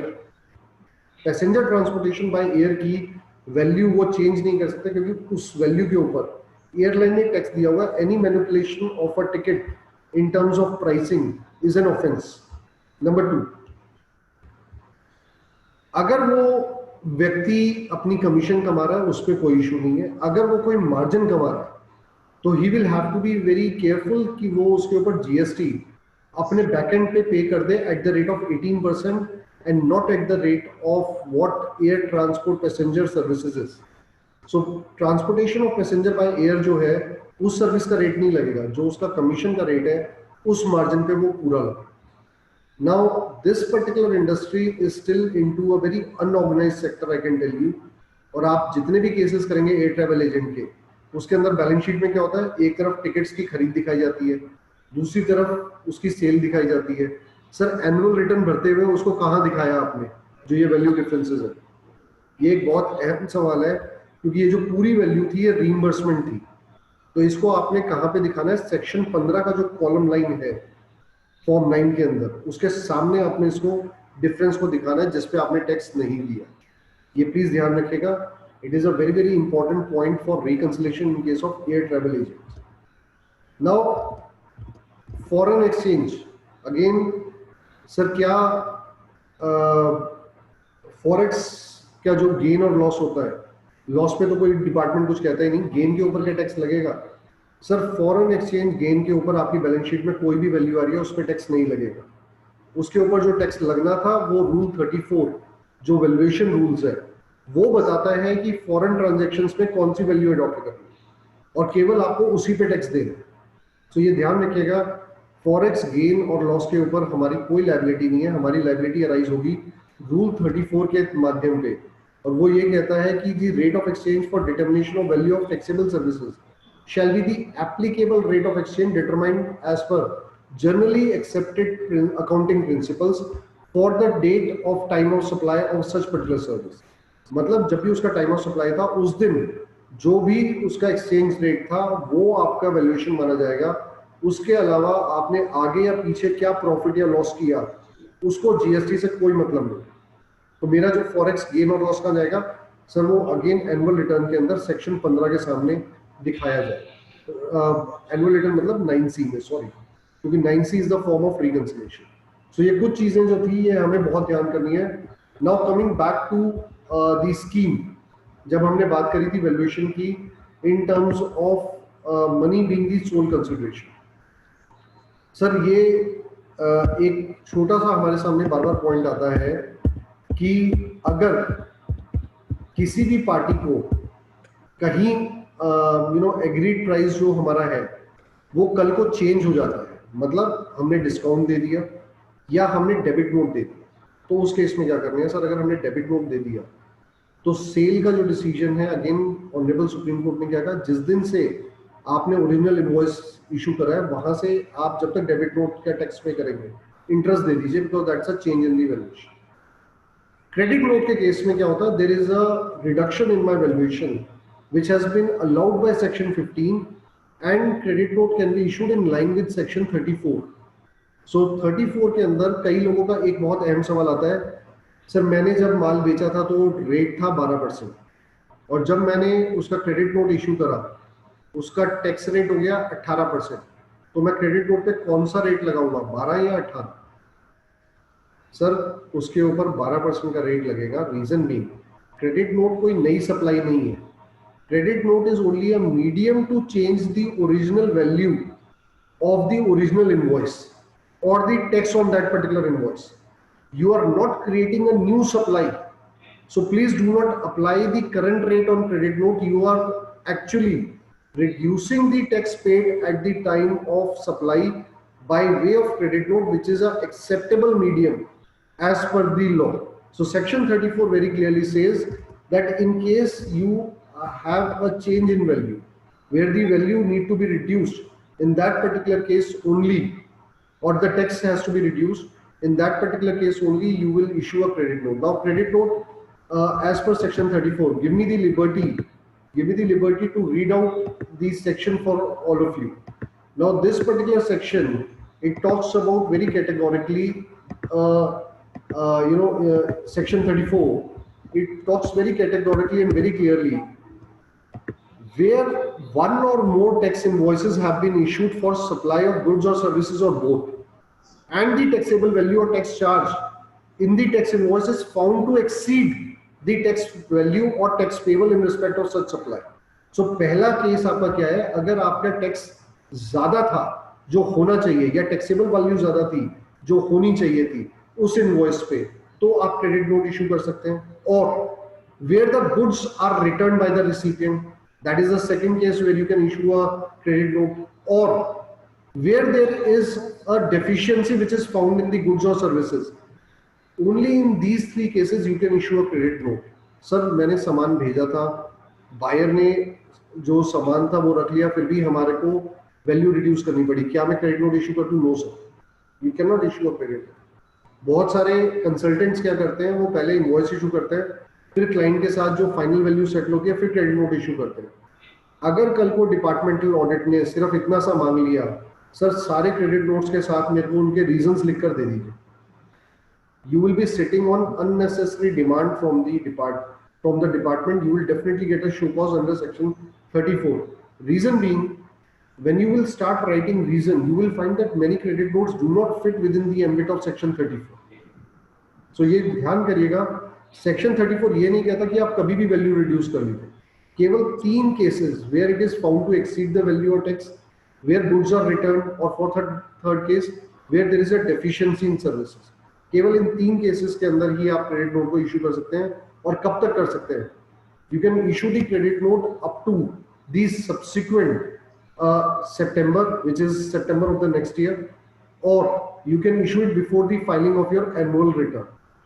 आपका इन दोनों में से जो भी होगा तब तक आप कर सकते हैं, उसके बाद आप क्रेडिट नोट पिछले साल के लिए नहीं कर सकते. सो ये प्लीज ध्यान रखिएगा. क्रेडिट नोट मैंने कई केसेस में देखा है. एक और बड़ी गलती क्या करते हैं, कई बार परचेजर जब माल वापस करता है तो वो अपनी साइड से डेबिट नोट इशू कर देता है, बायर डेबिट नोट इशू कर देता है और उसमें जीएसटी भी लगा देता है. सर कोई भी बायर के पास सेक्शन 34 में ये राइट नहीं दिया है कि वो कोई भी क्या नाम डेबिट नोट या क्रेडिट नोट इशू कर सकते. Only a supplier can issue a debit note और क्रेडिट नोट अंडर जीएसटी. ये अंडरलाइन कर लीजिए. अगर गलती से भी किसी का भी डेबिट नोट आता है और वो उसके परचेज रिटर्न का है, उस व्यक्ति को कह दीजिए कि बॉस आपने अपनी लायबिलिटी खुद अराइज कर ली by giving another person a document on which GST has been charged. Now I am taking the last liberty. मैं 5 मिनट और लेना चाहूंगा मदान साहब, सवा घंटा हो गया है, सिर्फ 5 मिनट और। एक बहुत अहम टॉपिक है वैल्यू के केस में जो कि टैक्स रेट से लिंक करता है। मैं दो चीजों को आपसे पूछ रहा हूं। मैंने आपसे 100 रुपए का एक सामान खरीदा, उस पर 18 रुपए आपने मेरे से टैक्स लगाया था, उसके ऊपर टैक्स लगना था 12%। क्या मैं क्रेडिट 12 का लूंगा या 18 का लूंगा? ये मेरे आउटपुट टैक्स से रिलेटेड है, इसलिए मैंने टॉपिक साथ में यहाँ पे डिस्कस करा। सर मैं क्रेडिट ले सकता हूँ पूरे 18 रुपए का। क्यों? Buyer can never be questioned on the rate applied by the supplier. The word which has been used in section 16 subsection 1 is charged on the tax charge on the invoice. So जो भी tax मेरे invoice पे charge होगा मैं उसके ऊपर credit पूरा पूरा ले सकता हूँ। Now I am coming to the vice versa situation. मैं सप्लायर हूं, मैं आपके पास आया, आप मेरे काउंसिल हैं, मैंने आपसे पूछा सर इसके ऊपर मार्केट ना 12 और 18 दोनों लगा रही है, तो मुझे कौन सा रेट लगाना चाहिए? तो एज अ काउंसिल हम सबका क्या जवाब रहता है? यार अगर बिजनेस में ना रिकवर होता हो तो कंजर्वेटिव व्यू ले। What is the conservative view? 18% लगा दे, right sir? Now that gentleman has applied 18% tax on the output. Can I pay the entire 18% using my input tax credit? My question would be whether 18% was later or today, whatever the case is, held to be held to be the correct rate of that particular goods order. If that is not the correct rate, if that is the correct rate, no problem. If 12% is the correct rate, then what will happen to balance 6% between 12% and 18%? Sir, output tax can input tax credit can be used only for payment of output tax. And how is output tax defined? Very very dangerous a definition. Output tax, they have very sensitively used the word output tax under section 2 clause 82 in relation to a taxable person mean tax chargeable under this act on taxable supply of goods or services. Word is not charged, word is chargeable. So ITC अगर उसका rate कल को 12% निकला तो ITC can only be used for the payment of 12%. What about balance 6%? Sir, balance 6% would be payable by using or debiting your cash ledger. I hope I have made my point very clear. ये जितना conservative approach या कोई भी higher tax लगाना is not a solution in GST. Today none of the authorities are questioning this. उनके पास कितना limitation time है सर? हमने 17-18 का जो लिमिटेशन है वो कब तक है? It is from the due date of filing of annual return. Sir कब तक की है? It will go up to 2025 sir. और अभी भी हम सितंबर 2020 में क्या कर रहे हैं? 18-19 सर एनुअल रिटर्न की डेट बढ़ा दो। कितनी बढ़ा दो सर? 6 महीने तो कम से कम बढ़ा दो। कहां पहुंच गई? 31 मार्च 2021। सर ऑफिसर्स के पास कितना लिमिटेशन आ गया? 31 मार्च 2026। 18-19 की असेसमेंट कब तक हो सकती है? 31 मार्च 2026। इतना तो टैक्स नहीं बनेगा जितना उसके ऊपर ब्याज बन जाएगा। Interest will be bigger than the tax component. So sir we have to be very careful. We should not think that आज जीएसटी के अंदर पीछे की जो लायबिलिटीज है वो खत्म हो रही हैं। 17-18 की तो अभी असेसमेंट्स और एडजुडिकेशंस और स्क्रूटनीज शुरू भी नहीं हुई। So my humble point is I have spoken about very simple issues today. Rakesh ji से मैं थोड़ी माफी चाहूंगा कि मैं फिएट इंडिया के लेवल पे आज नहीं मदान साहब के आदेशानुसार जग गया हूं।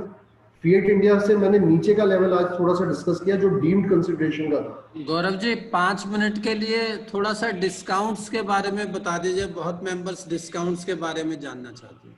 सर डिस्काउंट्स के बारे में गवर्नमेंट ने एक सर्कुलर नंबर 105 भी इशू किया था, उससे पहले 93 भी इशू किया था। Discounts have always been in question. क्यों? डिस्काउंट्स का मतलब क्या है? डिस्काउंट्स कई तरह रूप में एक रिसीवर के पास, एक बायर के पास आते हैं। मैं सभी डिस्काउंट्स को एक एक करके लेता हूं। मैं आपके पास माल खरीदने गया, मदान साहब के पास मैं माल खरीदने गया, मैंने कहा सर ये कितने का? उन्होंने कहा गौरव तू आया है, ये 100 रुपए का है, मैं तेरे को 90 रुपए में दे रहा हूं। Now this is a outright discount. उन्होंने बिल ही 90 रुपए का काटा, मैं और मदान साहब as per the definition related party नहीं है, and therefore price is the sole consideration. Therefore tax will be levied on 90 rupees, right? So that was a simple transaction.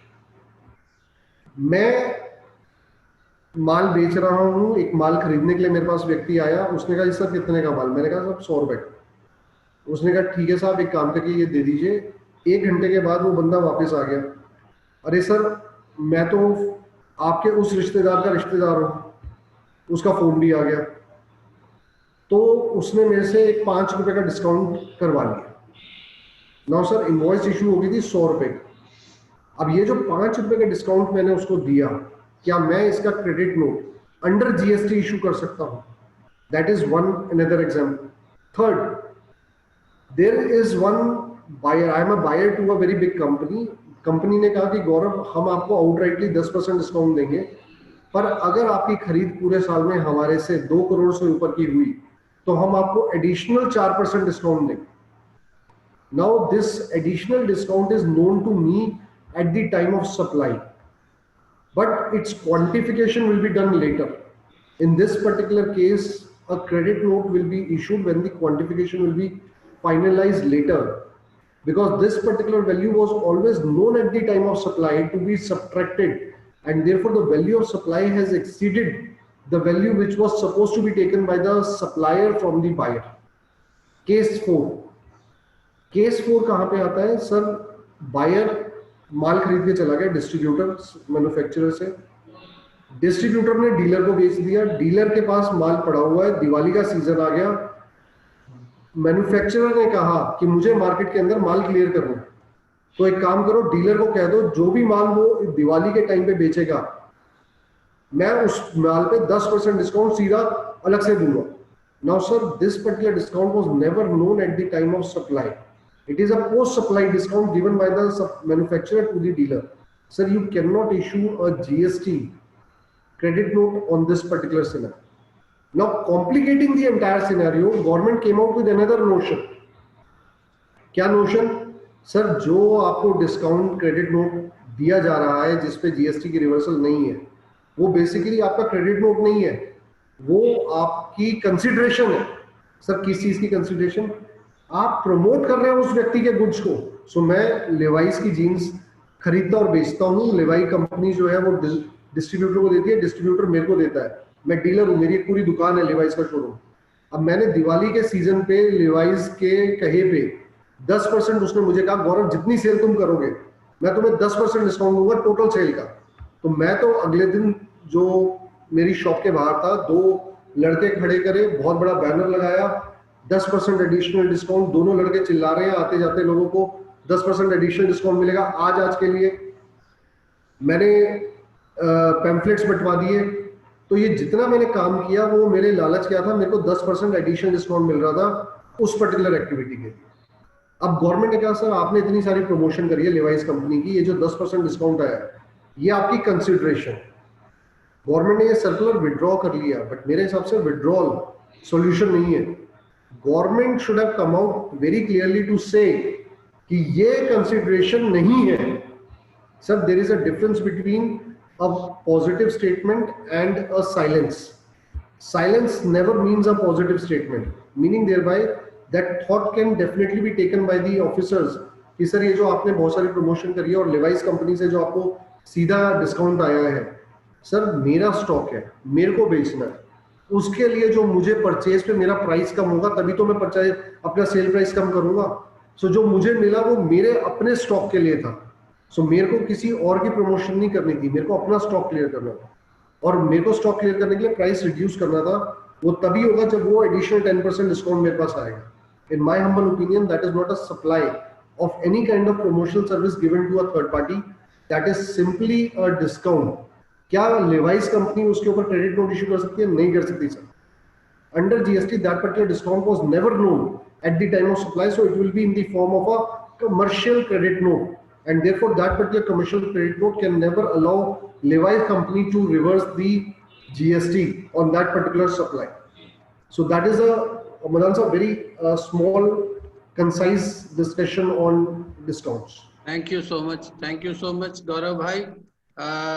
Gaurav ji, हमने आपको पूरा समय दिया और आपने उस पूरे समय का पूरा सदुपयोग किया और इतने डिटेल में और इतने अच्छे तरीके से मेंबर्स को एक्सप्लेन किया है valuation of supply.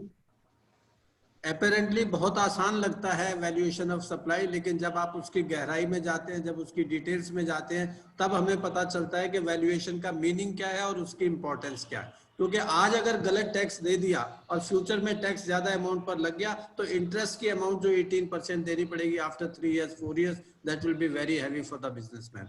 So thank you so much. In the meantime, I welcome and acknowledge the presence of Mr. A.K. Babbar, our senior member, S.K. Verma ji, our senior member, S.K. Khurana ji, Ashok Sikka ji, Pankaj Arora ji, senior manager GSTN, Jamuna Shukla madam, Mukul Gupta ji, etc., etc. All my friends whose name I could not take. So now I request Mr. Anuj Bansal, if he has certain queries from the members, we can discuss in 5-10 minutes. Yes, sir. We have received certain queries in the chat box. So I am reading out the queries. The first query is received, though it is not related to the topic, but I am reading it out. Can a bank take registration as an ISD? Sir, I would like to refrain from speaking on ISD. It is one of the very favorite topics of mine. And I can speak for 2 hours on ISD versus cross charge versus supply between branches. But ISD कोई भी ले सकता है जिसकी कोई भी branch है। उसका कारण क्या है? ISD का कॉन्सेप्ट बड़ा सिंपल सा है। वो ये कहता है अगर ब्रांच ने सप्लाई रिसीव करी है और उसकी इनवॉइस आपके पास आ गई है तो आप दोनों ही उसका क्रेडिट नहीं ले सकते। सेक्शन 16(2) क्या चाहता है? सेक्शन 16(2) कहता है आपके पास इनवॉइस भी होनी चाहिए और आपके पास सप्लाई और सर्विस भी रिसीव होनी चाहिए। तो जहां पर भी ये दोनों अलग अलग ब्रांचेस में होते हैं तो जो इनवॉइस वाली ब्रांच होती है वो क्रेडिट को अवेल नहीं करती, वो केवल रीडायरेक्ट कर देती है टू दी ब्रांच जिसके पास एक्चुअल सप्लाई रिसीव होती है। इसको आईएसडी कहते हैं। और हमने क्रॉस चार्ज को, आईएसडी को और सप्लाई को अपनी कंट्री के अंदर मिक्स कर दिया। गलती किसी की भी नहीं है, बट क्योंकि ये कॉन्सेप्ट्स बहुत नए हैं और इसके ऊपर गवर्नमेंट ने अभी तक कोई कॉन्क्रीट लिटरेचर नहीं दिया है, मैं ये कमी अगर मैं मानूंगा तो मैं सिर्फ ये कहूंगा कि आज की डेट में government should come out with a very very clear circular on cross charge versus ISD versus supply between branches. तीनों अलग टर्म्स हैं, तीनों की अहमियत अलग है। छोटा सा एग्जांपल लेता हूँ। वारंटी केसेस के अंदर, मुझे आप सबके माइंड में क्वेश्चन पास कर रहा हूँ, वारंटी केसेस के अंदर कितने ऐसी कंपनीज हैं जो अपनी ब्रांचेस से उस पर्टिकुलर पार्ट्स का जो उन्होंने कस्टमर के गुड्स में लगाया या कस्टमर के गुड्स रिप्लेस करें उसका आपस में सप्लाई का इनवॉइस रेज करते हैं। ये क्रॉस चार्ज भी नहीं है सर, ये सप्लाई है, प्योर सप्लाई बिटवीन ब्रांचेस। हमारे के इंडिया के अंदर अभी इन चीजों के ऊपर कोई भी डिस्कशंस डीपली हुआ ही नहीं। So let the time flow on that. ISD कोई भी ले सकता है जिसकी ब्रांचेस में इनवॉइस एक ब्रांच पे आती है बट सर्विसेज, और ISD is only a concept of services. ISD cannot be done for a service which is consumed by the receiving branch. For example, कई लोग हेड ऑफिस के रेंट को भी ISD से बांट देते हैं। सर ISD की डेफिनेशन को पढ़िए, कोई भी सप्लाई जो हेड ऑफिस में कंज्यूम हो गई वो नहीं बढ़ सकती, और ISD can only be used for services and not goods. Sir let me put my full stop here on ISD। Next Anuj. The next question is related to TCS from the same person. Is there is any threshold limit in TCS in GST? Sir, definitely there is a threshold limit. TCS in terms of supply through the electronic commerce operator. Yes. If I am correct, sir. So in that particular case, sir, section 52 rather, is not providing for any threshold per se. It is on the net supplies, net taxable supplies, which is provided for that, from that particular supplier through that particular company. You will have to get a TCS collected at source from that particular buyer. Anuj related questions पूछेंगे तो better रहेगा। Related question only, sir. Next question is from Advocate Pratik Jain ji. His question is, if we are purchasing some product at rupees 10,000 and selling them at a business as a business promotion with my main product for rupee 1, can I claim ITC full or partially? What will be the condition for valuation in that case? Sir, you can claim the ITC fully in that particular case because your supply is a composite supply as it appears to be. Please also understand that you have to be very, very careful whether your supply is a composite supply or distinct supplies. If it is distinct supply, then you have to have a justification why it is sold for ₹1. For example, मैं एक बहुत dangerous सा जो आजकल प्रचलन चला है, buyer जो बिल्डर्स हैं वो क्या कर रहे हैं, जो प्रीमियम फ्लैट्स हैं उसके साथ एक गाड़ी फ्री दे रहे हैं। गाड़ी का रेट कितना है? गाड़ी का रेट है 28% प्लस सेस। फ्लैट का रेट कितना है? फ्लैट का रेट है आपका 18% और उसके अंदर भी 5% का आपके पास एक नॉमिनल रेट आ गया। अगर ये सप्लाई कल को डिपार्टमेंटल ऑफिसर एक शो कॉज दे देता है, why it should not be considered as a mix supply? क्यों दोनों एक ही वैल्यू के अंदर इंक्लूडेड है? Sir I can tell you it will be a very tough case. It looks like easy, it is not a free thing given. पूरी supply पे अगर बिल्डर के 28% लग गया, वो बिल्डर खड़ा नहीं हो पाएगा अगले दिन। I can tell you he can not pay that amount. Be very very cautious when you are introducing any kind of packages or such kinds of nominal amounts. They should qualify as a composite supply. If they are not qualifying as a composite supply, then there can be two instances. Number one, the fear of mixed supply. Mixed supply cannot happen when the values are different. Mixed supply can only happen for a single price. But the other fear which happens is a question can be raised while in an independent supply the product was given at ₹1. Was it a disposal of that particular goods as a gift? Sir, that particular question again will pose a lot of challenge in terms of ITC reversal under 17(5)(x). Rakesh sir, your thoughts on this, sir? Madan Right, sir? sir. You are right. You are right. Bhatia sir, I'm looking for sir, आज दिख नहीं रहे अभी HC Bhatia sir. चलिए अनुज जी next question. नहीं गौरव जी ठीक कह रहे हैं आप Please, sir. आप गलत हो ही नहीं सकते। सर ये डांट तो नहीं थी ना sir? The next question is from Ms. Sunita Singh. Her question is, what would be the valuation of supply when the transaction is not in INR? See, I have already spoken. You have to refer to Rule 34. In such particular cases, the valuation has to be adopted in case of goods at the time of import or export, whatever custom rate will be. In case of services, it is the general accounting accepted principle on the date, the rate as per GAAP, on the date as determined by time of supply. So that is, you have to refer to that particular rule again. मैं इसके ऊपर पूरा time दोबारा अनुज जी नहीं करूँगा क्योंकि already I have deliberated on this. Sir, next question is from Ms. Bhargavi. Her question is, sir, pure agent services are exempt from GST, meaning thereby payment of government taxes and fee on behalf of customers, and the same charges are reimbursed by way of issuance of invoice. Is it correct? 100% correct, but then you have used a very categorical statement which is on behalf of customer. Right. Now let me give you two example. एक chartered accountant income tax पे करता है अपने client का, सो जो income tax है उसमें कभी भी चार्टर्ड अकाउंटेंट की प्रिविटी नहीं आती, चालान क्लाइंट के नाम पे निकलता है, right? So there is a payment on behalf of the client and therefore the amount will be taken as a reimbursement. Second example I'm taking, you have sorry, you are the owner of a property, you have given that property on rent and you are paying property taxes, but you are taking the reimbursement of the property taxes from your tenant. Now this particular tax is not the privity of the buyer. आपने क्या लिखा था? On behalf of the customer. Here it is not on behalf of the customer, it is your obligation. If you are taking this as a reimbursement, then also it is part of the value of service as per section 15 subsection 2. Next question is related to COVID. It is, in case rental for COVID period is waived by the landlord, will GST be payable in this case? Since it is a continuous supply, can landlord issue credit note under section 34 to nullify the GST liability? Till the point there is no addendum which has been entered between the landlord and the tenant, whereby the value of services during the COVID period has been variated, there will not be any relaxation of GST. You cannot say that merely by issuing a credit note you can reduce it. No, sir. You have to reduce the value of services by way of an addendum between the supplier and the buyer. So once the value of services is reduced during that particular period as per the agreement between buyer and supplier, then there is no problem. You can pay a lesser tax on that. But पुराने agreement पे simple a credit note issue करके I can tell you there will be problems with that. Next question is from Mr. Sandeep Kumar Batra ji. His question is, sir, in case electricity charges are collected by the landlord on the basis of sub-meter, whether GST is payable on it?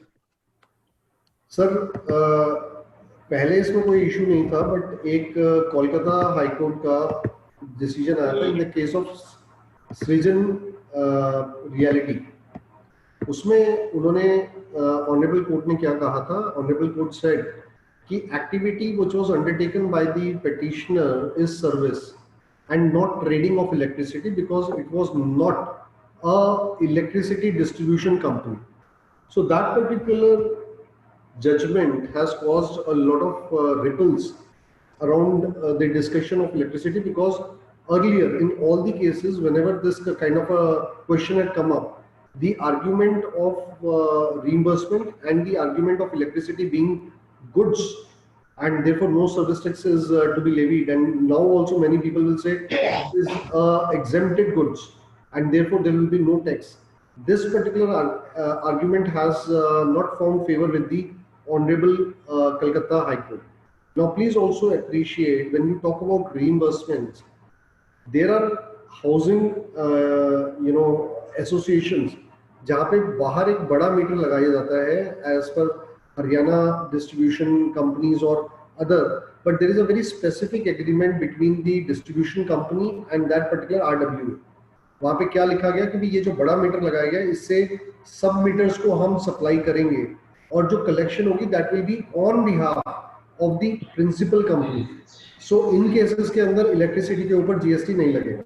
But जहाँ पे principal company और ultimate buyer के बीच में कोई भी privity नहीं है, in that particular case you will be finding trouble with the department, more importantly with the decision of Calcutta High Court in the case of Srijan Reality. मुझे कितने questions और हैं? दो हो रहे हैं सर. एक मिस्टर अशोक तत्ता जी ने हैंड रेज किया हुआ है, तो एक उनका एक चैट बॉक्स में है, तो बोलिए फटाफट. Last question in the chat box, then thereafter I will unmute Mr. Ashok Thakkar ji. So the question in the chat box is whether cross charge will be applicable between distinct person if outward supply is exempted being agricultural product. Sir Manish ji, cross charge और supply मैंने थोड़ा सा यहाँ पे आपसे पहले भी एक ध्यान केंद्रित किया था मैंने आपका कि क्रॉस चार्ज अलग है, सप्लाई अलग है. एग्रीकल्चर प्रोडक्ट सप्लाई हो सकती है बिटवीन ब्रांचेस, क्रॉस चार्ज नहीं हो सकती. Cross charge is basically attribution of the common cost between the branches. Supply is something which is actually required by one branch from the other. So यहाँ पर थोड़ा सा आप ये कहना चाह रहे हैं कि अगर मेरा अल्टीमेट प्रोडक्ट एग्जेम्प्ट है तो क्या मेरा क्रॉस चार्ज माफ हो जाएगा? सर मैं कहता हूँ क्रॉस चार्ज प्रॉब्लम ही उनके लिए है जिनका अल्टीमेट प्रोडक्ट माफ है, बाकियों के लिए तो क्रॉस चार्ज प्रॉब्लम ही नहीं है. करेक्ट. सो आपको तो अपने केस में गवर्नमेंट को रिप्रेजेंट करना चाहिए कि सर ये चीज जो है ये हमारे साथ गलत हो रही है, हम अपने आप को ही सप्लाई करके टैक्स क्यों भरें. और सबसे अहम बात मैं दोबारा सबका ध्यान ले जाना चाहूंगा, क्योंकि सभी सीनियर के सामने ये सवाल पहली बार ही नहीं आया. जब सेल टैक्स लगा था तो सेल टैक्स के अंदर जब गवर्नमेंट ने शुरू में वर्क्स कॉन्ट्रैक्ट पे टैक्स लगाने को चाहा, तब ये कहा गया कि जो आर्टिफिशियल एक्सपेंशन है एक्ट के अंदर वो गवर्नमेंट नहीं कर सकती, सेल को वो एक्सपेंड नहीं कर सकती वर्क्स कॉन्ट्रैक्ट के अंदर. The natural meaning of sale was adopted by the Honorable Supreme Court. I am referring back to 1958 Gannon Bench. Now, constitution में जब जीएसटी आया तब जीएसटी में भी सप्लाई को डिफाइन नहीं किया गया. सेल को एक्सपैंड करने के लिए आर्टिकल 366(29)(a) के अंदर 6 कैटेगरीज ऑफ सेल को, डीम्ड सेल को इंक्लूड किया गया. ऐसा भी सप्लाई के साथ नहीं है. तो सप्लाई को मेरे हिसाब से अभी भी we should read it into the natural meaning. Any kind of expansion for taxing a supply between branches, between oneself or with oneself should be challenged before the courts, and tomorrow the honorable court may hold this particular thing in terms of cross charge. मैं cross charge की बहुत specifically बात कर रहा हूँ कि sir मैं अपने आप को ही सप्लाई नहीं कर सकता. That was never the intent of the constitution. It is a artificial expansion by the act which is not in spirit with the definition given in the constitution, and therefore it should be held ultra vires. Bhatia साहब आपके लिए काम आ गया. Sir, चलिए श्रीवास्तव जी को hand over करिए. Before that, let me thank everyone. I am thankful. Gaurav ji एक छोटा सा क्लैरिफिकेशन मैं भी ले लूं.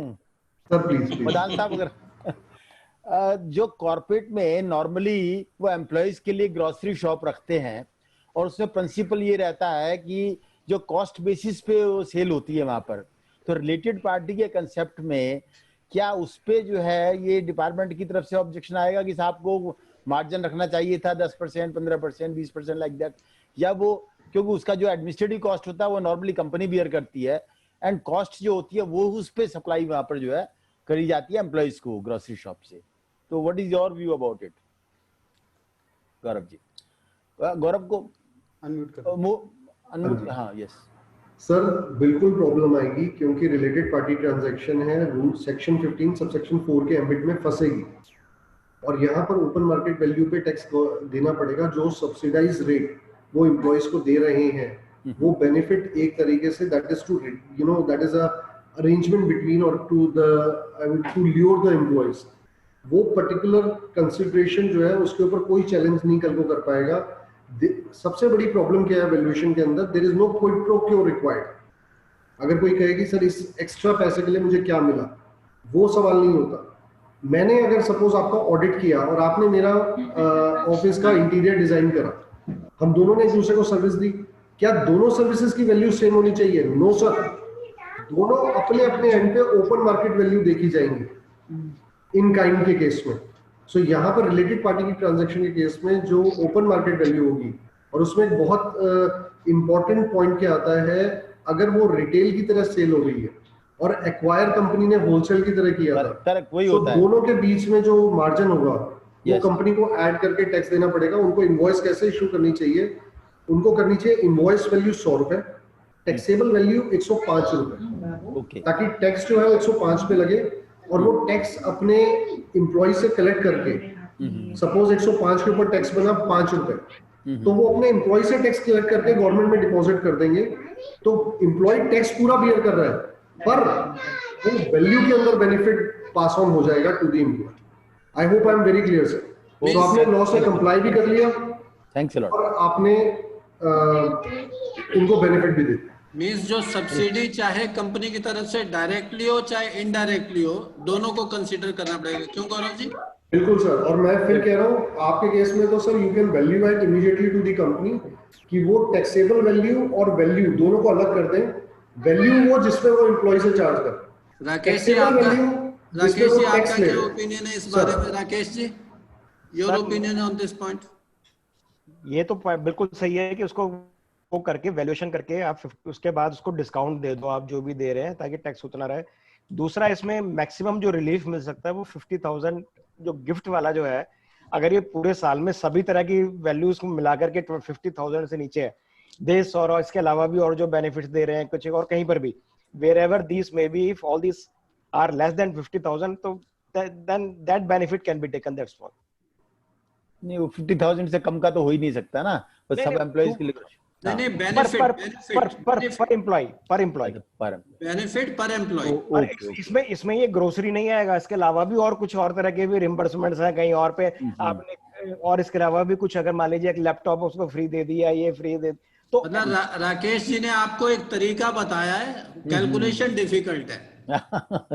नहीं, thanks a lot Gaurav. Congratulations, you have done very well with examples. You have explained very easily and very good thing.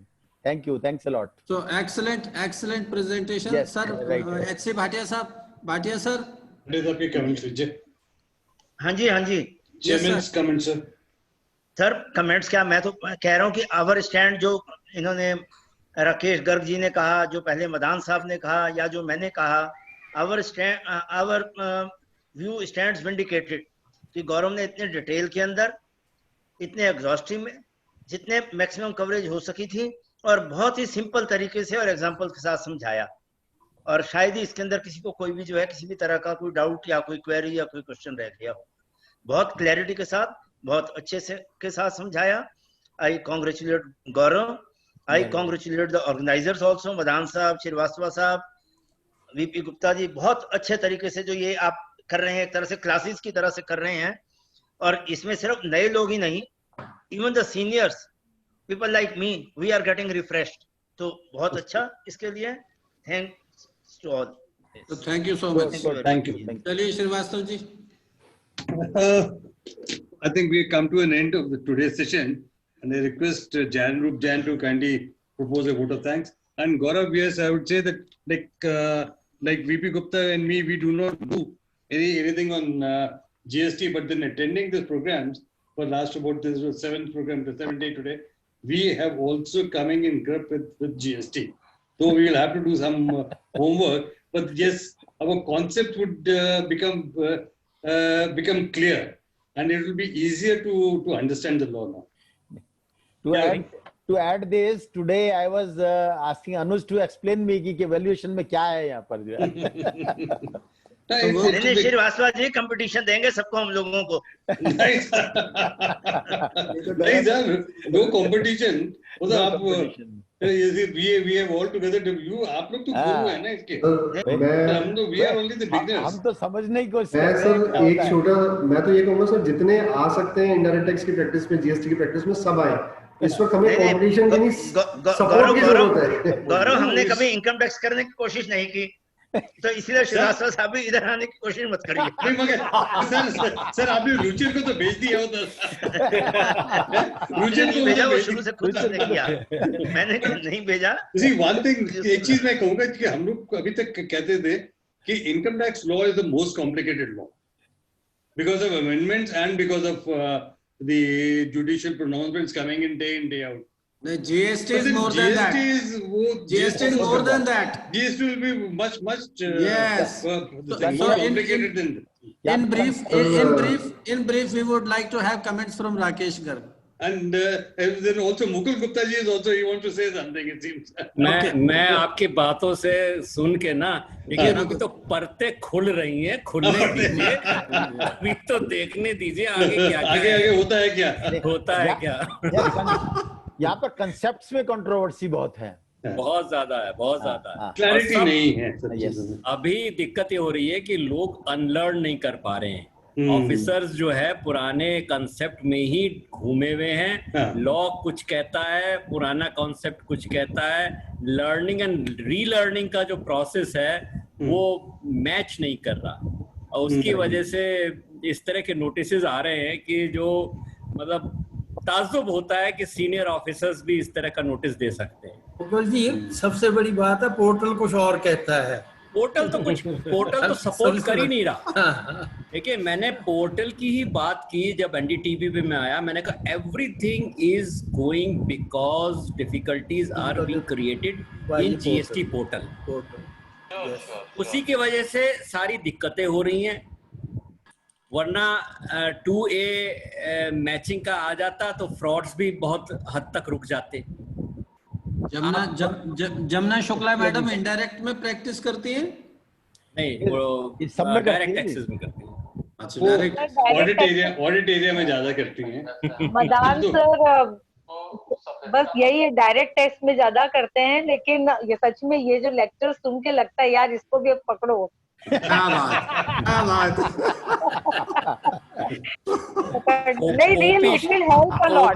OP Shukla ji को ये राय मैंने बहुत साल पहले दी थी।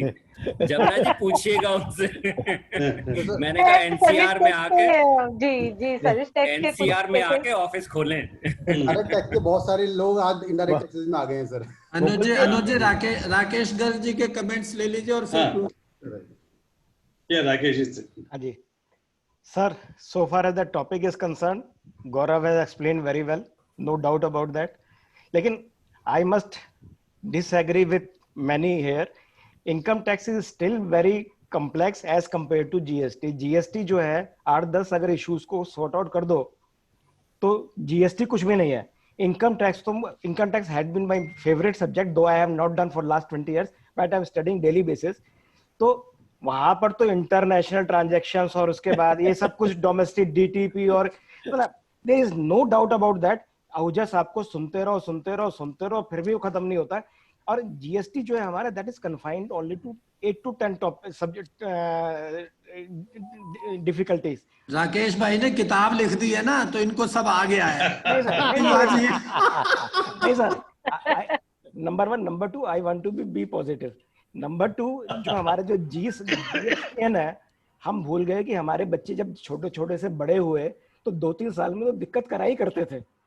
अब हम जीएसटीएन से एक्सपेक्ट कर रहे हैं कि वो 3 साल में वो 20 साल वाला बिहेवियर करे। वो भी थोड़ा सा सर इमेच्योर है, वो छोटा बच्चा है, इट विल टेक। और साइज हमारा इंडिया का देखिए आप, इंडिया में जितना बड़ा डाटाबेस है, इतना बड़ा डाटाबेस तो किसी वर्ल्ड में, चाइना को छोड़ दीजिए, तो इसके अलावा तो किसी के पास भी नहीं है। और यही एक वजह है कि आज इंडिया जो है डोमिनेट कर रहा है because of this database and this supply and demand. तो मेरा मानना है कि it will certainly sort out, be positive. And so far as the today's lecture, particularly the way Gaurav has explained, particularly with the case studies, क्योंकि जो topic है उसमें interest तभी आता है if it is explained with the small case studies। अगर आप lecture की तरह से बोलते चले जाओ तो आधे घंटे में सब बोर हो जाते हैं, लेकिन हाँ छोटी छोटी केस स्टडीज होता है तो ज्यादा सॉल्यूशंस मिलते हैं, ज्यादा अंडरस्टैंडिंग मिलती है। That way I must congratulate to Gaurav for this and I would congrat to our guru Madan साहब, जो कि इतना बढ़िया सब कुछ प्लेटफॉर्म बना करके उसको सब मैनेज कर रहे हैं। तो बशीन साहब अगर पंकज अरोड़ा जी हों जीएसटी वाले तो उनसे कहिए 2 मिनट। मदान जी मैं क्या पंकज अरोड़ा चले गए हैं? Okay, alright, no problem. Yes, I just say Rakesh जी ने कहा अबाउट जीएसटीएन, आई थिंक हमारे यहाँ सिमिलर सीपीसी में भी वही प्रॉब्लम्स है कि problems faced in CPC are also similar. नहीं, अभी सीपीसी की तो सॉल्व हो गई, अब फेसलेस असेसमेंट्स में आएंगे। एक्चुअली सीपीसी ने तो क्या किया, सीपीसी ने तो स्ट्रैगर्ड वे में किया ना, इसलिए उनको कोई प्रॉब्लम नहीं हुई। लेकिन जीएसटीएन ने शुरू से ही फुल फ्लैज किया और इसलिए थोड़ी सी प्रॉब्लम हो रही है। अगले 2 साल में ये भी खत्म हो जाएगी। Any teething problems are always there. Sir DVAT की प्रॉब्लम आप देखिए 4-5 साल में सब ठीक ही हो गई थी। लास्ट में जिस समय 2015-16 तक पहुंचते उसमें कोई प्रॉब्लम नहीं थी। शुरू वाले जो 9-10 वाला जो पीरियड है या 11-12 तक वहां पे प्रॉब्लम थी। तो यही लेट्स बी पॉजिटिव एंड बिल्कुल everything good. Vote of thanks please. Jain thank you sir. propose a vote of thanks. Thank you sir. सर्वप्रथम मैं आज के स्पीकर डॉक्टर सीए गौरव गुप्ता जी का धन्यवाद करना चाहूँगा कि इन्होंने वैल्यूएशन जैसे विषय पर, जो कि हमेशा कंट्रोवर्शियल रहा है टाइम टू एक्साइज ड्यूटी से ही, और इतना मतलब सरल तरीके से और इतने छोटे छोटे एग्जाम्पल के द्वारा समझा, रियली सबका ज्ञानवर्धन हुआ। और मेरा अपने तो स्वयं के बात करूँ तो कई डाउट्स आज क्लियर हुए हैं, तो मैं पुनः जो है गौरव गुप्ता जी का धन्यवाद ज्ञापित करता हूँ। इसके अलावा आज के session chairman Shri Bhatia sir का बहुत बहुत धन्यवाद, एवं आयोजक टीम जिसमें स्पेशली मदान सर, के श्रीवास्तव सर और बीपी गुप्ता सर का, जो इतना कई दिनों से लगातार सफल आयोजन हो रहे हैं और सभी साथियों का ज्ञानवर्धन हो रहा है। रियली बहुत बहुत धन्यवाद। और अंत में सभी पार्टिसिपेंट्स जितने भी आज आए हैं और उन सभी ने जो अपना सीखा है, कुछ भी ज्ञानवर्धन किया है, सबका बहुत बहुत धन्यवाद। Thank you. अनुज भाई और पुनीत कुमार सिंह का विशेष थैंक यू। ये सारा जितना भी प्रोग्राम का सेटअप करते हैं वो इन्हीं की वजह से होता है, हम तो सिर्फ बातें करते हैं। Thank you friends. बैकग्राउंड काम सारा अनुज और पुनीत कर रहे हैं सारा इसमें। तो श्रीवास्तव आखिरी था ना आपका सीरीज का, लास्ट था या अभी हमारे तीन लेक्चर्स और हैं। नेक्स्ट ना पढ़ाओगे भाई। इतना बड़ा एक्ट उतना है।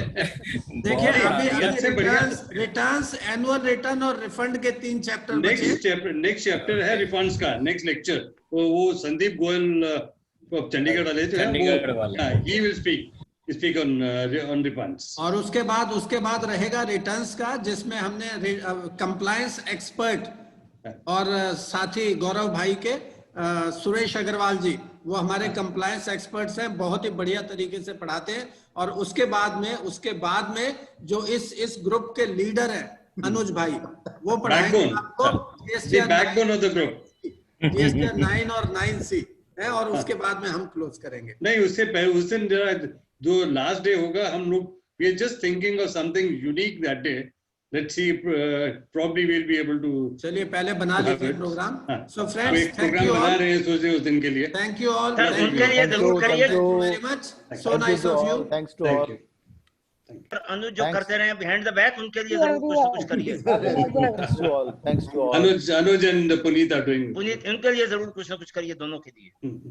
आज पुनीत जी बड़े गंभीर बैठे हुए हैं, क्या बात है। आपने कैसी मुस्कान आ गई। पुनीत भाई बोल दो थोड़ा सा, पुनीत भाई थोड़ा सा बोल दो। मुकुल जी, ज्यादा काम करने वालों को गंभीर होना ही पड़ता है। नहीं, अभी ऐसा है, अभी पुनीत तो सबसे गंभीर फिर आपको होना चाहिए, सबसे ज्यादा काम तो आप करते हो। ऐसी तो कोई बात नहीं है। मुकुल जी, पुनीत पे तो अभी एक रिस्पॉन्सिबिलिटी और बहुत बड़ी आ रही है ना। हाँ, NTC ऑर्गेनाइज करनी है, तो उसका भी बहुत काम है। अच्छा, I request all to register for the NTC. सबको रिक्वेस्ट जा रही है, प्लीज रजिस्टर कर लीजिए। और आज हम लोग का नॉर्थ जोन का YouTube चैनल भी बन गया है, please subscribe to it, and बहुत जल्द हम लोग उस पर वीडियो शेयर करेंगे। पुनीत ये सारे वीडियो इस लेक्चर्स के अपलोड हो जाते हैं उस पे, तो बड़ा अच्छा था ये, अगर रिकॉर्डिंग सारी है अपनी। मैडम वो अनुज करते हैं आंटी उसको अपलोड कर रहे हैं अपने ऊपर, और जब ये नॉर्थ जोन का YouTube शुरू हो जाएगा तो ये सारे प्रोग्राम उसके ऊपर अपलोड हो जाएंगे। सर शुरू हो गया है, सर शुरू हो गया तो उस पे अपलोड हो जाए। अनुज भैया ऑलरेडी एक चैनल पे उसको कर रहे हैं, we will do it on the north zone channel also. Very good, very good. AFTP के HO वाले पे भी है। Thank you. नॉर्थ जोन पे करो ताकि क्लियर रहेगा ना, नॉर्थ जोन ही ओपन करना है। चैनल नहीं था, इसलिए दूसरे उस पे करना पड़ रहा था। अब नॉर्थ जोन के चैनल पे अपलोड कर ले। किसने किया who is admin of the north zone channel? Admin टक्कर दे रहा है साहब, बढ़िया बात है। I will have all the credentials. You have not, so I can share the videos with you. You can upload. अनुज भाई उसको ना हम लोग कोऑर्डिनेट करके कर लेंगे आपस में। श्योर। जरूरी है ये सब record. Thank you friends, thank you, thank you, नमस्कार। Have a nice time.